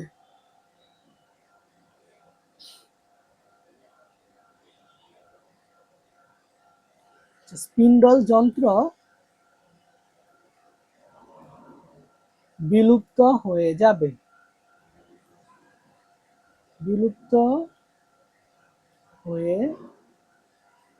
যাবে। তারপর কি বৈশিষ্ট্য আমরা বলতে পারি, দেখো নিউক্লিয়ার এনভেলপ এবং নিউক্লিওলাসের আবির্ভাব ঘটবে, হ্যাঁ, মানে আগের ধাপে তো ছিল না, এটা আবার ফিরে আসছে, তাহলে বলতে পারি নিউক্লিয়ার এনভেলপ বা নিউক্লিয়ার আবরণ,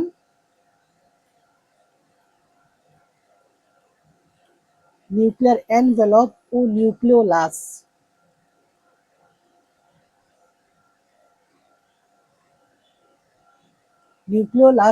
নিউক্লিওলাস পুনর আবির্ভাব হবে,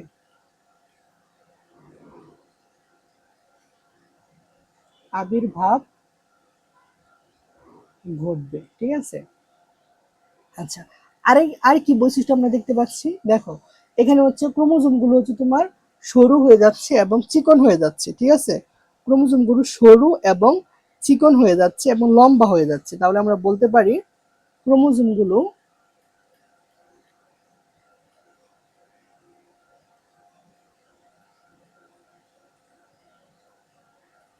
সরু ও লম্বা হয়ে যাচ্ছে, ঠিক আছে, সরু ও লম্বা হয়ে যাচ্ছে, ঠিক আছে। তার মানে এই যে আমরা বৈশিষ্ট্যগুলো পড়লাম, এগুলো কিন্তু চিত্র থেকে আমরা পড়ছি, হ্যাঁ, কারণ চিত্র ছাড়া যদি তুমি পড়তে যাও সেটা হচ্ছে তোমার জন্য খুবই ডিজাস্টার হবে, মুখস্থ তো করতেই পারবা না এবং পেস লাগাই ফেলবে, একটার সাথে আরেকটা পেস লাগবে অনেক, তো সেজন্য তোমার প্রতিটা ধাপের চিত্রটা মাথায় রাখবা এবং চিত্রের সাথে মিলায় মিলায় পড়বা, তাহলে হচ্ছে তোমার এগুলো হচ্ছে খুব ইজিলি হচ্ছে তুমি পড়তে পারবা, মনে রাখতে পারবা, বুঝছো।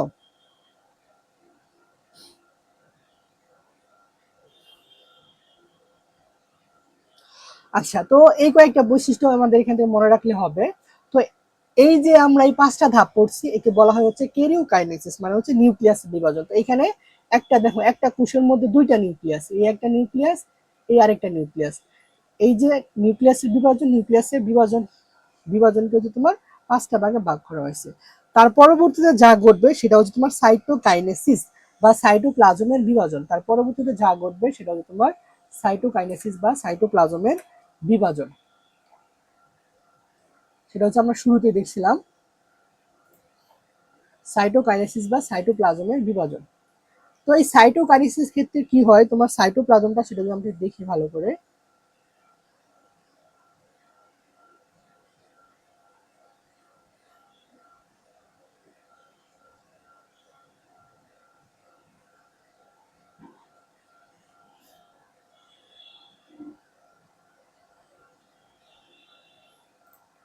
আচ্ছা সাইটোকাইনেসিস এই ধাপটা যদি আমরা একটু দেখি, সাইটোকাইনেসিসে তোমার কি হয়, সাইটোপ্লাজমের বিভাজন হয়, যার ফলে হচ্ছে তোমার একটা কোষ 2টা কোষে পরিণত হয়ে যায়।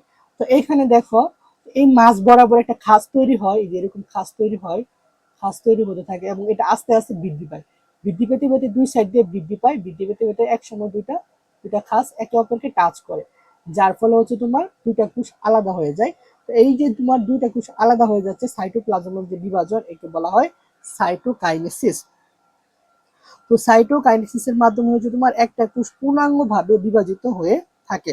তো এই যে আমরা হচ্ছে তোমার যে ধাপগুলো দেখলাম, এগুলো হচ্ছে খুবই ইম্পর্টেন্ট, এগুলো হচ্ছে তোমার মুখস্থ করতে হবে, বুঝছো, ভালোভাবে বুঝে মুখস্থ যদি করো তাহলে তোমরা ইজিলি এটা হচ্ছে তোমার পারবা, আর যদি ভালো করে না বুঝে মুখস্থ করো তাহলে তো টেস্ট লাগাই ফেলবে, একটার সাথে আরেকটা টেস্ট লেগে যাবে।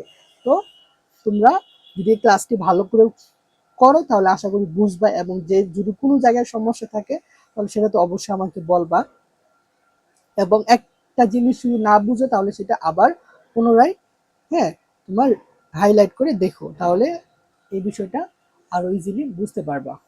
আচ্ছা, তাহলে হচ্ছে আমরা দেখলাম হচ্ছে তোমার মাইটোসিস কোষ বিভাজনের যে ধাপগুলো ছিল সেই ধাপগুলো আমাদের দেখা শেষ। এখন এই রিলেটেড যদি তোমাদের কোশ্চেন থাকে তাহলে করতে পারো, আমি তোমাদের আনসার দেওয়ার চেষ্টা করবো।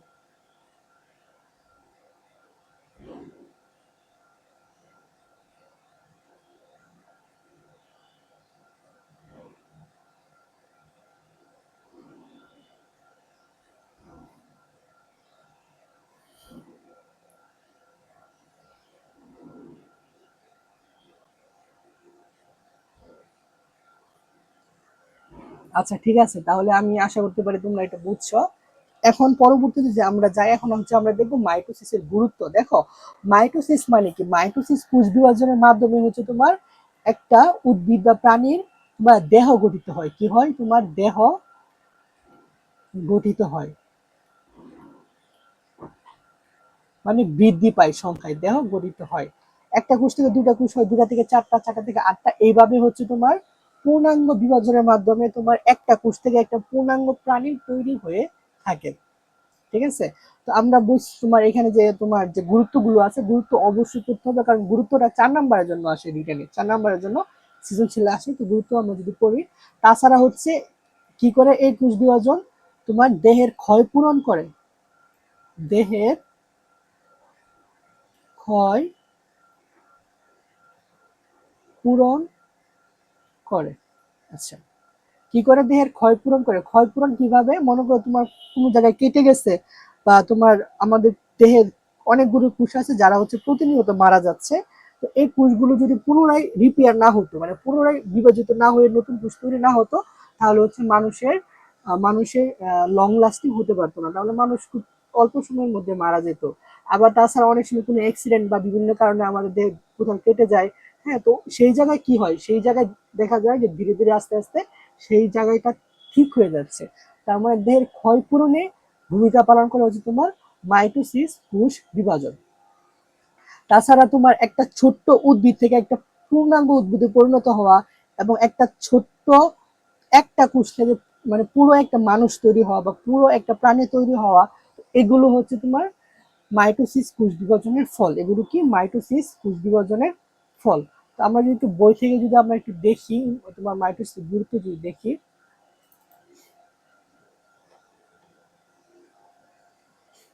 দেখো মাইটোসিসের গুরুত্ব আশা করি একবার রিডিং করলে পারবা। তো এখানে ইম্পর্টেন্ট কিছু না, আরেকটা জিনিস এখান থেকে মনে রাখবা, হচ্ছে মানুষের প্রায় 300 ট্রিলিয়ন কোষ থাকে। কত? সরি, 30 ট্রিলিয়ন কোষ নিয়ে গঠিত। হ্যাঁ, 30 ট্রিলিয়ন কোষ নিয়ে হচ্ছে তোমার গঠিত। তো মাইটোসিস কোষ বিভাজনের মাধ্যমে তোমার কি হয়? আচ্ছা, এখানে হচ্ছে তোমার অঙ্গজ প্রজনন সাধিত হয়। তাছাড়া হচ্ছে তোমার ক্ষতস্থানে নতুন কোষ তৈরির মাধ্যমে ক্ষতস্থান পূরণ করে হচ্ছে মাইটোসিস। তাছাড়া হচ্ছে তোমার মাইটোসিস হচ্ছে তোমার গুণগত বৈশিষ্ট্যের স্থিতিশীলতা বজায় থাকে। হ্যাঁ, গুণগত বৈশিষ্ট্যের স্থিতিশীলতা বজায় থাকে, মানে হচ্ছে মাইটোসিস কোষ বিভাজনের মাধ্যমে নতুন যে কোষ তৈরি হয় সেটা হচ্ছে মাতৃকোষের সমগুণ সম্পন্ন হয়। ঠিক আছে? মাতৃকোষের কি হয়? সমগুণ সম্পন্ন হয়ে থাকে। তাছাড়া হচ্ছে তোমার টিউমার, ক্যান্সার, এগুলো হচ্ছে মাইটোসিস কোষ বিভাজন যদি অনিয়ন্ত্রিত ভাবে যদি হয়ে থাকে, হ্যাঁ, অনিয়ন্ত্রিত ভাবে যদি মাইটোসিস কোষ বিভাজন হয়, তখন সেগুলোকে বলা হয় টিউমার বা ক্যান্সার। তাছাড়া হচ্ছে আমাদের আর কিছু এখানে যদি একটু দেখি, দেখো human papilloma virus, human papilloma virus E6 আর E7 নাম ভাইরাসের তোমার দুইটা জিন আছে। এই এই জিনে এমন কিছু প্রোটিন তৈরি করে যা হচ্ছে তোমার জরায়ু মুখের ক্যান্সারের জন্য দায়ী, মানে জরায়ু মুখের টিউমারের জন্য হচ্ছে তোমার দায়ী। তার মানে এখান থেকে কি মনে রাখবা যে জরায়ু মুখের টিউমারের জন্য কোন দুইটা জিন দায়ী? সেটা হচ্ছে তোমার E6 আর হচ্ছে তোমার E7, এই দুইটা জিন হচ্ছে তোমার জরায়ু মুখের টিউমারের জন্য দায়ী। বুঝছো? তো এগুলো হচ্ছে ভালো করে পড়বে গুরুত্বটা, কারণ গুরুত্বটা হচ্ছে 4 নম্বরের জন্য আসে, খুবই ইম্পর্টেন্ট গুরুত্ব। ঠিক আছে? তাহলে হচ্ছে মাইটোসিসের গুরুত্ব দেখো, এটা হচ্ছে 4 নাম্বার, 4 নাম্বারের জন্য এটাও তোমার এসে থাকে। তো এটা কোনোভাবে মিস দিবা না, এটা পড়বা।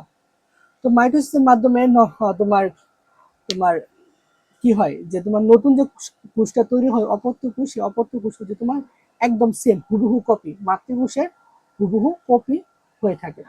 ঠিক আছে, এখন আমরা হচ্ছে দেখবো যে তোমার আরেকটা কোষ বিভাজন, সেটা হচ্ছে মিওসিস কোষ বিভাজন। ঠিক আছে, মিওসিস কোষ বিভাজন। তো মিওসিস কোষ বিভাজনে কি হয়? মিওসিস কোষ বিভাজনে হচ্ছে তোমার যে নিউক্লিয়াস থেকে নিউক্লিয়াস অর্ধেক হয়ে যায়। ঠিক আছে, সরি, নিউক্লিয়াসের যে ক্রোমোজোম থাকে, ক্রোমোজোম হচ্ছে অর্ধেক হয়ে যায়। ক্রোমোজোম কি হয়? অর্ধেক হয়ে যায়। তো যেহেতু ক্রোমোজোম অর্ধেক হয়ে যাচ্ছে, সেই জন্য একে বলা হয় তোমার হ্রাসমূলক বিভাজন। কি বলা হয়? একে বলা হয় হ্রাসমূলক বিভাজন। তাহলে মাইটোসিস কোষ বিভাজনকে বলা হয় সমীকরণিক বিভাজন এবং মিওসিস কোষ বিভাজনকে বলা হয় হ্রাসমূলক বিভাজন। তো এটা আমাদের একটু মনে রাখতে হবে, বুঝছো? আচ্ছা, তো আমরা যদি একটু দেখি ভালো করে মিওসিস কোষ বিভাজনটা।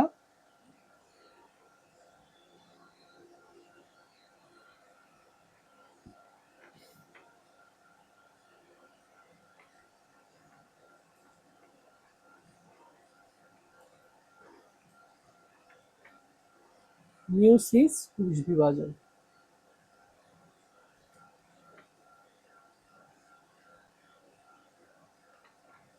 আচ্ছা দেখো, তো মিওসিস কোষ বিভাজনে কি হয় নরমালি? তোমার আমাদের দেহ কোষ হচ্ছে এন সংখ্যক, দেহ কোষ কি? দেহ কোষ হচ্ছে তোমার 2n সংখ্যক। হ্যাঁ, 2n সংখ্যক। তাহলে 2n সংখ্যক একটা কোষ আছে, এই কোষটা তোমার বিভাজিত হয় কয়বার? প্রথমে একবার বিভাজিত হয়ে দুইটা কোষ তৈরি করে। কয়টা? দুইটা। তাহলে এই একটা কোষ এবং এই একটা কোষ বিভাজিত হয়ে হয়ে যায় n সংখ্যক। কি হয়? n সংখ্যক হয়ে যায়। দেখো, এটাও n, এটাও n সংখ্যক। ঠিক আছে, তাহলে এই যে বিভাজিত হয়েছে, একে বলা হয় তোমার হ্রাসমূলক বিভাজন। একে বলা হয় হ্রাসমূলক বিভাজন। কেন? কারণ দেখো, মাতৃকোষে ছিল 2n সংখ্যক, বাট অপত্য কোষে হয়েছে n সংখ্যক। মাতৃকোষে 2n সংখ্যক, অপত্য কোষে হয়েছে তোমার n সংখ্যক। আচ্ছা, এই বিভাজনকে বলা হয় মিওসিস 1, যেটা অবশ্য না জানলে হবে, সমস্যা নাই, জাস্ট মনে রাখো, জাস্ট এমনি দেখার জন্য। মিওসিস 1। আচ্ছা, তারপরে এটা আবার দুইবার বিভাজিত হয়। প্রত্যেকটা আবার কি হয়? দুইবার বিভাজিত হয়। তো দুইবার বিভাজিত হয়ে কি হয়? দুইবার বিভাজিত হয়ে দেখো, একটা কোষ, একটা, তো আবার এটাও হয় n সংখ্যক, এটাও n সংখ্যক, n সংখ্যক, n সংখ্যক, n সংখ্যক। ঠিক আছে, আচ্ছা, তো এই দ্বিতীয়বার যে বিভাজিত হচ্ছে তাকে বলা হয় হচ্ছে তোমার মিওসিস 2। মিওসিস 2। ঠিক আছে, একে বলা হয় মিওসিস 2। আচ্ছা, তো এখানে দেখো ক্রোমোজোম কিন্তু আর হ্রাস পাচ্ছে না। তো এখানে n সংখ্যক ছিল, আবার এখানে n সংখ্যকই হচ্ছে। তো এটা হচ্ছে তোমার ওভারঅল একটা মিওসিস কোষ বিভাজন। তার মানে এটা হচ্ছে তোমার মাতৃকোষ। হ্যাঁ, এটা তোমার কি? এটা হচ্ছে তোমার মাতৃকোষ।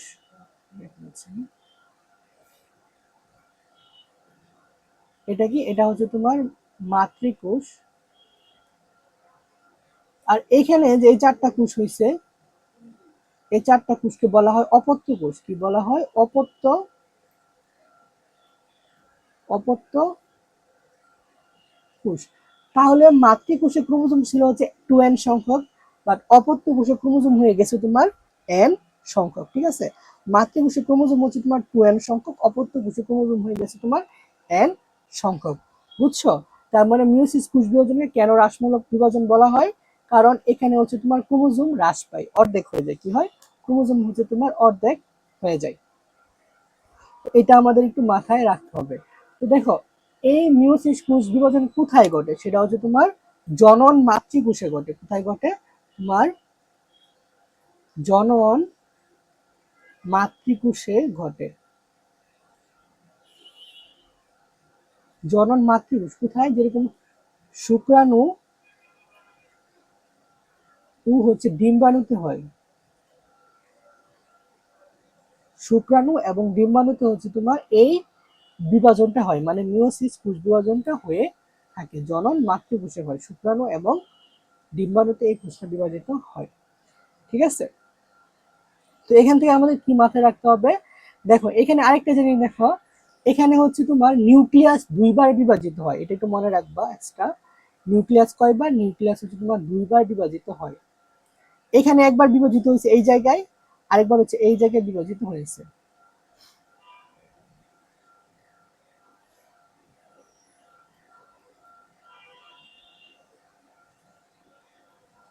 নিউক্লিয়াস দুইবার এবং হচ্ছে তোমার ক্রোমোজোম একবার বিভাজিত হয়, বুঝছো?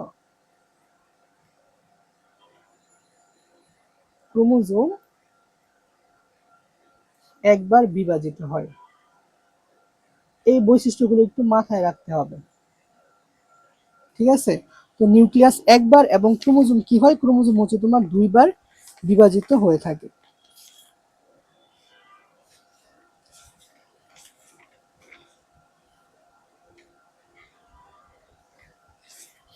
তাহলে আমাদের এই বিষয়গুলো হচ্ছে খুব ভালো করে মাথায় রাখতে হবে, কেননা কারণ হচ্ছে এখান থেকে আমাদের প্রশ্ন আসে, বুঝছো? আমাদের এখান থেকে কি হয়, প্রশ্ন আসে, খুবই ইম্পর্টেন্ট এটা। আচ্ছা, তারপর হচ্ছে দেখো এখানে এন সংখ্যক হয়ে গেছে না, বাট মানুষের দেহ কোষ হচ্ছে 2n সংখ্যক, তাহলে সেটা আবার 2n কিভাবে হবে সেটা আমাদের জানতে হবে না, সেটা আবার 2n সংখ্যক কিভাবে হবে, দেখো আমরা যদি একটু দেখি। আচ্ছা, আমরা শুরুতে আবার কোষ বিভাজন করি, মনে করো এটা হচ্ছে পিতার থেকে, পিতার কোষ বিভাজন, পিতার থেকে হচ্ছে, আর মনে করো এখানে হচ্ছে মাতার কোষে হচ্ছে মিয়োসিস হচ্ছে, এখানে একটা কোষ, একটা থেকে কয়টা হয়, 4টা কোষ হয়, একটা,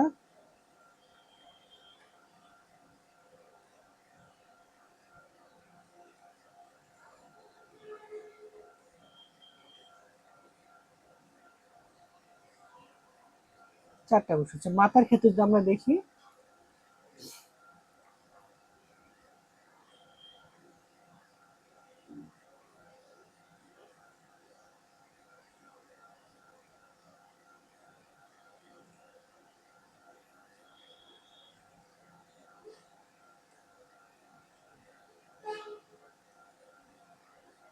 আচ্ছা দেখো হচ্ছে মায়ের দেহ কোষ কি, মায়ের দেহ কোষ হচ্ছে তোমার 2n সংখ্যক, 2n থেকে এখানে n হয়েছে, এখানেও n, এখানেও n, n, n, n সংখ্যক।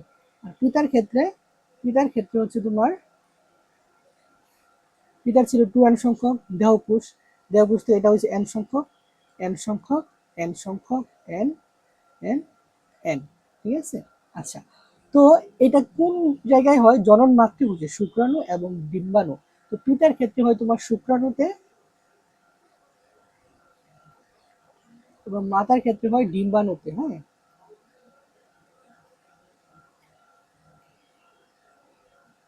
ডিম্বাণুতে হয়।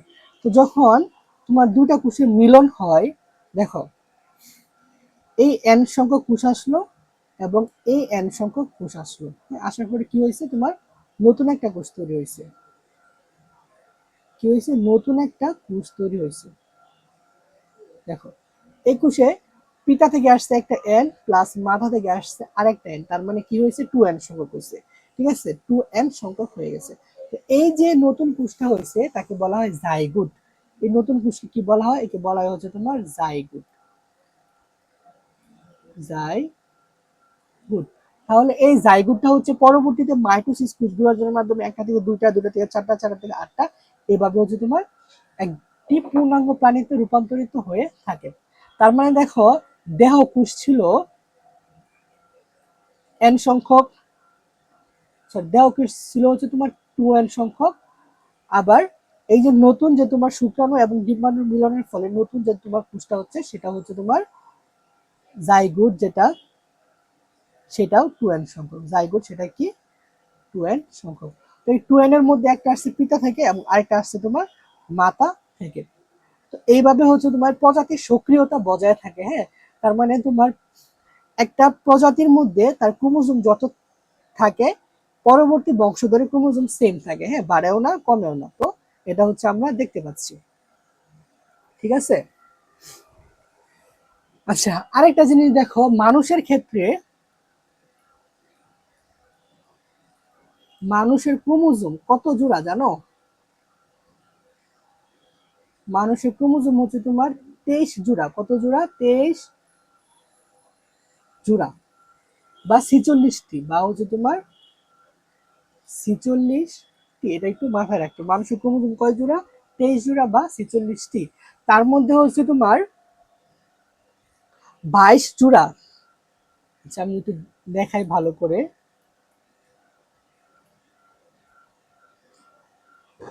ক্রোমোজোমকে হচ্ছে আমরা দুইটা ভাগে ভাগ করতে পারি। ক্রোমোজোম কয় জোড়া? 23 জোড়া।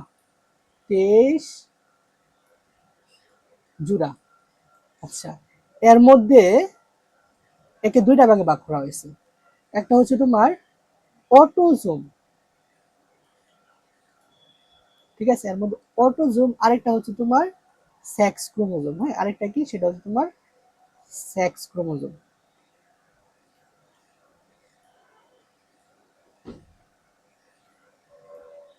আচ্ছা, অটোজোম হচ্ছে তোমার 22 জোড়া। অটোজোম কয় জোড়া? অটোজোম হচ্ছে তোমার 22 জোড়া। কত? 22 জোড়া মানে কত? 44টি। আর সেক্স ক্রোমোজোম হচ্ছে তোমার এক জোড়া। এক জোড়া বা কয়টি? দুইটি। তো কি কি সেই ক্রোমোজোম হচ্ছে? একটা হচ্ছে এক্স ক্রোমোজোম আর একটা হচ্ছে ওয়াই ক্রোমোজোম। তো সেক্স ক্রোমোজোমের কাজ হচ্ছে তোমার লিঙ্গ নির্ধারণ করা। এর কাজ কি? লিঙ্গ নির্ধারণ করা, মানে ছেলে হবে নাকি মেয়ে হবে তার সেটা নির্ধারণ করা হচ্ছে সেক্স ক্রোমোজোম। লিঙ্গ নির্ধারণ করা, বুঝছো? তাহলে হচ্ছে তোমার সেক্স ক্রোমোজোম কয় জোড়া? এক জোড়া। কি কি? এক্স এবং ওয়াই। এর কাজ কি? লিঙ্গ নির্ধারণ করা। আর অটোজোম গুলো আছে সেটা হচ্ছে দেহের অন্যান্য কাজ। এই লিঙ্গ নির্ধারণ ছাড়া দেহের সকল অংশ নিয়ন্ত্রণ করে। নিয়ন্ত্রণ করে, বুঝছো? তো এটা একটু আমাদের একটু আলাদা করে মাথায় রাখতে হবে, ঠিক আছে? তো আশা করি এতটুকু আমরা যা পড়লাম তোমরা বুঝতে পারছো। তারপর আসি হচ্ছে আমরা আমরা একটু বই থেকে একটু দেখি বইয়ে কি আছে। তো আমরা এখানে দেখা শেষ, এগুলো আমরা দেখলাম। তো এখানে যা আছে আমি সব তোমাদের পড়াই দিচ্ছি, জাস্ট তোমাদের কাজ হচ্ছে এগুলো একবার রিডিং পড়বা। একবার রিডিং পড়বা, তাহলে দেখবা তোমরা অনেক যদি বুঝতে পারছো। জাইগোট, হ্যাপ্লয়েড, ডিপ্লয়েড পড়াই বলছে। হ্যাপ্লয়েড মানে হচ্ছে এন সংখ্যক, ডিপ্লয়েড মানে হচ্ছে তোমার 2n সংখ্যক। আমি দেখাইছি। আচ্ছা, এখান থেকে আর কি দেখতে হবে? এখন মিওসিস কাদের ক্ষেত্রে ঘটে সেটা যদি দেখি, মিওসিস প্রধানত জীবের জনন বা গ্যামেট সৃষ্টির সময় জনন মাতৃকোষে ঘটে। হ্যাঁ, জনন মাতৃকোষ মানে হচ্ছে শুক্রাণু এবং ডিম্বাণুতে ঘটে। তাছাড়া পুষ্পক উদ্ভিদ, যে ফুল, পুষ্পক মানে হচ্ছে যেসব উদ্ভিদের ফুল হয় তাদের ক্ষেত্রে পরাগধানী ও ডিম্বকের মধ্যে, হ্যাঁ, পরাগধানী ও ডিম্বকের মধ্যে ঘটে। এবং উন্নত প্রাণীদের ক্ষেত্রে শুক্রাশয় এবং ডিম্বাশয়ের মধ্যে ঘটে। মানে শুক্রাণু এবং ডিম্বাণু তৈরির সময় হচ্ছে শুক্রাশয় ডিম্বাশয়ের মধ্যে ঘটে থাকে। আচ্ছা, তাছাড়া হচ্ছে মস এবং ফার্ন জাতীয় উদ্ভিদ, এটা হচ্ছে নিম্ন শ্রেণীর উদ্ভিদ। এদের ক্ষেত্রে হচ্ছে তোমার হ্যাপ্লয়েড রেণু উৎপন্ন হয়। হ্যাঁ, তখন হচ্ছে জাইগুটে, আচ্ছা এদের ক্ষেত্রে জাইগুটে হয়। এদের ক্ষেত্রে তোমার মস এবং ফার্ন জাতীয় উদ্ভিদের ক্ষেত্রে তোমার জাইগুটে হয়ে থাকে এই বিভাজনটা। তাহলে এখান থেকে এইটুকু দেখলে হবে আমাদের। তারপরে এখানে একটু এটা একটু রিডিং করবা, তাহলে আমাদের হয়ে যাবে। তো এখান থেকে কি, এখানে হচ্ছে তোমার একটা ব্যাংক দেখতে পাচ্ছি, ছোট ব্যাংক, আর একটা হচ্ছে তার ডাবল ব্যাংক। হ্যাঁ, কোনো কারণে যদি মিউসিস না হয় তাহলে কি হবে আমরা একটু দেখি। এখানে কোনো কারণে যদি তোমার মিউসিস না হয় তাহলে মনে করো একটা প্রজাতির আছে ক্রোমোজোম আছে, মনে করো ধরো 5n সংখ্যক। হ্যাঁ, তাহলে এটা ধরো মনে করো শুক্রাণু, আর এটা হচ্ছে আরেকটা আছে 5n সংখ্যক ডিম্বাণু। যদি মিউসিস না হয় তাহলে যখন এই দুইটা কোষের মিলন হবে, মিলনের ফলে নতুন যে কোষটা হবে সেটা হয়ে যাবে 10n সংখ্যক, ডাবল হয়ে যাবে, তাই না? যদি ডাবল হয়ে যায় তাহলে হচ্ছে তোমার সকল বৈশিষ্ট্য, তোমার একটা প্রাণীর ক্ষেত্রে সকল বৈশিষ্ট্য ডাবল হয়ে যাবে। তো এরকম একটা উদাহরণ আমাদের বইয়ে দেওয়া আছে, সেটা হচ্ছে দেখো এখানে দুটা ব্যাঙ দেখতে পাচ্ছে। একটা হচ্ছে তোমার জেনোফাস ট্রপিক্যালিস নিচে, এবং এর ক্রোমোজোমটা ডাবল হয়ে দেখো বিশাল বড় আরেকটা ব্যাঙ হয়ে গেছে, জেনোফাস লেবিয়াস। ঠিক আছে, জেনোফাস লেবিয়াস এটা হয়ে গেছে। তাহলে প্রজাতির স্থিতিশীলতা রক্ষার ক্ষেত্রে মিউসিসের গুরুত্ব খুবই ইম্পর্টেন্ট। কোনো কারণে তোমার একটা প্রজাতির মধ্যে যে ক্রোমোজোম থাকে, যে সকল ক্রোমোজোম থাকে সেটা সে সকল থাকতে হবে, কোনো কারণে ডাবল হওয়া যাবে না বা কম হওয়া যাবে না। তাহলে কিন্তু তোমার ওই প্রাণীর যে তোমার যে যে বাহির অভ্যন্তরীণ এবং বাহ্যিক যে বৈশিষ্ট্যগুলো আছে সেগুলো তোমার চেঞ্জ হয়ে যাবে। ঠিক আছে, তার মানে হচ্ছে তোমার এটা কিন্তু খুবই ইম্পর্টেন্ট আমাদের জন্য। হ্যাঁ, তো ইম্পর্টেন্ট গুরুত্ব সেটা আমাদের অবশ্যই পড়তে হবে, কারণ গুরুত্ব হচ্ছে 4 নম্বরের জন্য আসে।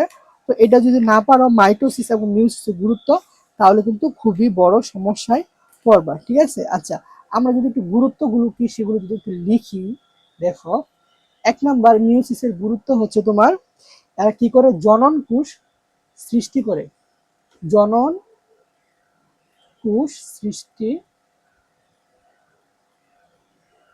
করে।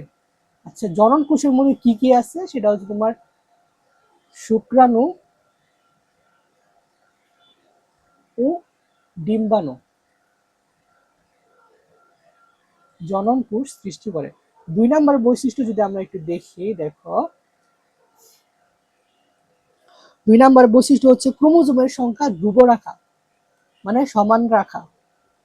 ক্রোমোজোমের সংখ্যা হচ্ছে তোমার ধ্রুব বা সমান রাখা, মানে প্রত্যেকটা প্রজাতির ক্ষেত্রে ক্রোমোজোম সংখ্যা হচ্ছে নির্দিষ্ট। হ্যাঁ, প্রত্যেকটা প্রজাতির ক্ষেত্রে ক্রোমোজোম সংখ্যা নির্দিষ্ট, সেটা হচ্ছে তোমার ধ্রুব বা সমান রাখতে হবে। 3 নম্বর বৈশিষ্ট্য যদি আমরা একটু দেখি, দেখো প্রজাতির সক্রিয়তা ঠিক রাখা, মানে একটা প্রজাতি যেরকম আছে তার বৈশিষ্ট্য, তার অঙ্গভঙ্গি, তার অভ্যন্তরীণ এবং বাহ্যিক গঠন সেগুলো হচ্ছে তোমার ঠিক রাখা। প্রজাতির সক্রিয়তা ঠিক রাখা, বুঝছো?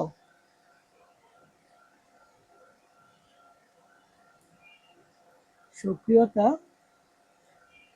ঠিক রাখা, যদিও আমার হাতের লেখা খুবই খারাপ, আর তোমরা বুঝে নিও। হ্যাঁ, তারপরে হচ্ছে যদি দেখি আর কি কি বৈশিষ্ট্য আছে, সেটা হচ্ছে তোমার বৈচিত্র্যের সৃষ্টি হয়। কি হয়? বৈচিত্র্যের সৃষ্টি হয়। দেখো তোমার মিউসিসের ফলে অর্ধেক আসতেছে মা থেকে এবং অর্ধেক আসতেছে বাবা থেকে। তো মায়ের যখন নতুন সন্তান হয়, তো সেই সন্তান দেখা যায় মা এবং বাবার দুজনেরই বৈশিষ্ট্য পাচ্ছে, তার মানে তার মধ্যে নতুন কিছু বৈশিষ্ট্য তৈরি হচ্ছে। তো এটাই বলা হয়েছে বৈচিত্র্যের সৃষ্টি হয়। ঠিক আছে, আচ্ছা তো এই যে বৈশিষ্ট্যগুলো আছে, যে কাজগুলো আছে, এগুলো একটু ভালো করে মনে রাখতে হবে আমাদের, কারণ এটা তো আমি বললাম এই কাজটা খুবই ইম্পর্টেন্ট। রিটেনে তোমার 4 নম্বরের জন্য আসে যে দেখাও যে মিউসিস এবং মাইটোসিসের মধ্যে তুলনা করা কাজের ক্ষেত্রে, হ্যাঁ কোনটা কি কাজ করে, হ্যাঁ কোনটা কি করে সেগুলো হচ্ছে দেখাতে হবে। তো এগুলো হচ্ছে খুবই ইম্পর্টেন্ট, মনে রাখতে হবে। আচ্ছা, এখন তারপর যদি আমরা যাই বই আর কি কি আমাদের বাকি আছে পড়ার জন্য, তাহলে হচ্ছে আরেকটা জিনিস দেখানো বাকি আছে, সেটা যা শুরুতে যদি আমরা একটু দেখি।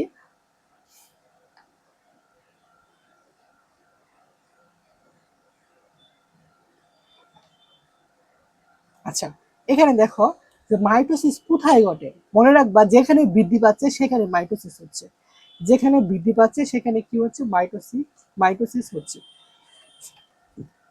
আচ্ছা দেখো, প্রাণীর ক্ষেত্রে দেহকোষে হয়, প্রাণীর ক্ষেত্রে দেহকোষে, উদ্ভিদের ক্ষেত্রে বর্ধনশীল অংশের ভাজক টিস্যু, মানে যে সকল অংশ বৃদ্ধি পাচ্ছে, যেরকম কাণ্ড, উদ্ভিদের কাণ্ড বৃদ্ধি পায়, মূলের অগ্রভাগ, ভ্রূণমুকুল, ভ্রূণমূল, বর্ধনশীল পাতা এবং মুকুল ইত্যাদিতে মাইটোসিস প্রক্রিয়া বিভাজিত হয়। মানে মাইটোসিস মানে হচ্ছে যে জায়গায় বিভাজিত হয় সেই জায়গায় মাইটোসিস। ঠিক আছে, ওকে। তাছাড়া হচ্ছে তোমার নিম্ন শ্রেণীর উদ্ভিদ এবং প্রাণীর ক্ষেত্রে অযৌন জননের সময় হয়ে থাকে। এটা একটু মনে রাখবো, নিম্ন শ্রেণীর উদ্ভিদ এবং প্রাণীর ক্ষেত্রে কি হয়, অযৌন জননের ক্ষেত্রে তোমার মিয়োসিস কোষ বিভাজনটা হয়ে থাকে। আর হচ্ছে মাইটোসিস এবং মিয়োসিস কোষ বিভাজনের সংজ্ঞাটা একটু পড়ে ফেলবা ভালো করে, কারণ এটা ক নাম্বারের জন্য অনেক সময় আসে। তাহলে হচ্ছে আমরা আজকে কি মানে আমাদের এই পুরো চ্যাপ্টার আমাদের দেখা শেষ, এই কোষ বিভাজন রিলেটেড।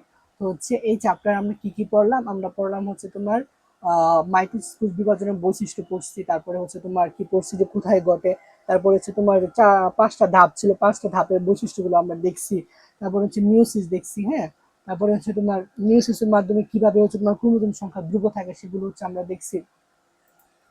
তারপর যদি আমরা দেখি, আমরা হচ্ছে তোমার মোটামুটি যা যা পড়া লাগে সবগুলো হচ্ছে আমাদের দেখা হয়েছে এখান থেকে। তো আশা করি হচ্ছে তোমরা এগুলো ভালো ভালো করে বুঝছো।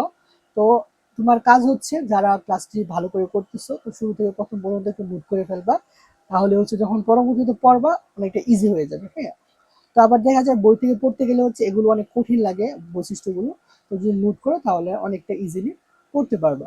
তো এখন তোমাদের যদি কোনো প্রশ্ন থাকে তাহলে বলো, প্রশ্নের প্রশ্নের উত্তর দেওয়ার চেষ্টা করবো, আর যদি না থাকে তাহলে আমরা ক্লাসটি প্রায় শেষ করে দিব। আচ্ছা, তোমরা যারা আমাকে সালাম দিয়েছিলে, ওয়ালাইকুম সালাম। হচ্ছে যদি কোনো প্রশ্ন থাকে বলতে পারো, আর যদি সবকিছু বুঝতে পারো তাহলে কমেন্টে জানাও যে হ্যাঁ আমরা বুঝতে পারছি সবকিছু।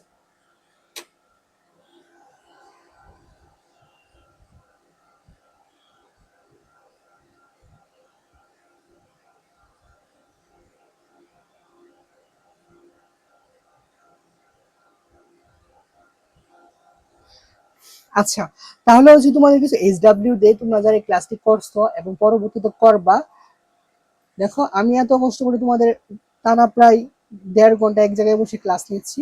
তো অন্তত আমার এই কষ্টটা সার্থক করার জন্য হলেও তোমরা এইচডাব্লিউটা করো বাসায়। এইচডাব্লিউ হচ্ছে আজকে ক্লাসে যা পড়লাম সেগুলো নোট করবা, এবং নোট করে হচ্ছে আমাদের যে গ্রুপ আছে সেই গ্রুপে হচ্ছে তুমি আপলোড গ্রুপে দিবা। আমি তোমাদের নোটটা দেখবো, এবং তোমরা কতটুকু কে কতটুকু পড়াশোনা করছো সেটা হচ্ছে আমি তোমাদের দেখতে চাই, তোমাদের ফিডব্যাক চাই আমি। তোমাদের যেহেতু কিছুদিন পরে পরীক্ষা, তো এখন যদি ভালো করে না পড়ো তাহলে হচ্ছে তোমার পরীক্ষায় ভালো করতে পারবা না, বুঝছো? তো এখন একটু কষ্ট করে হলেও একটু লং সময় নিয়ে, হ্যাঁ একটু বেশি সময় নিয়ে তোমাদের পড়াশোনা করতে হবে। তাহলে আশা করি তোমরা বুঝতে পারছো। তো আমাদের আজকে ক্লাস এতটুকু থাকুক, আর লম্বা করবো না। তোমরা যারা এতক্ষণ পর্যন্ত ক্লাসটি করেছো সবাইকে ধন্যবাদ। এবং পরবর্তীতে যারা লাইভ ক্লাসটি করতে পারোনি, সো এই ক্লাসগুলো হচ্ছে আমি তোমাদের জন্য ইউটিউবে আপলোড দিয়ে দিব, তো সেখান থেকে তোমরা দেখে নিও। অবশ্যই ক্লাসটি করবা, এবং এই ক্লাসটি তোমাদের বন্ধুদের কাছে শেয়ার করো। এবং যেহেতু এটা হচ্ছে আমাদের একটা হচ্ছে তোমার সেবামূলক কোর্স, তোমাদের জন্য একদম ফ্রিতে, তাহলে হচ্ছে তোমরা তোমাদের যে বন্ধু বান্ধব যারা আছে সবাইকে হচ্ছে তোমরা ইনভাইট করতে পারো, শেয়ার করতে পারো এই ক্লাসটি। হ্যাঁ, তাহলে হচ্ছে আজকের মতো আমাদের ক্লাস এখানে শেষ। তো নেক্সট ক্লাস নেক্সট ক্লাস হচ্ছে আশা করি তোমরা সবাই করবা। তো ততক্ষণ ভালো থেকো, সুস্থ থেকো, আল্লাহ হাফিজ।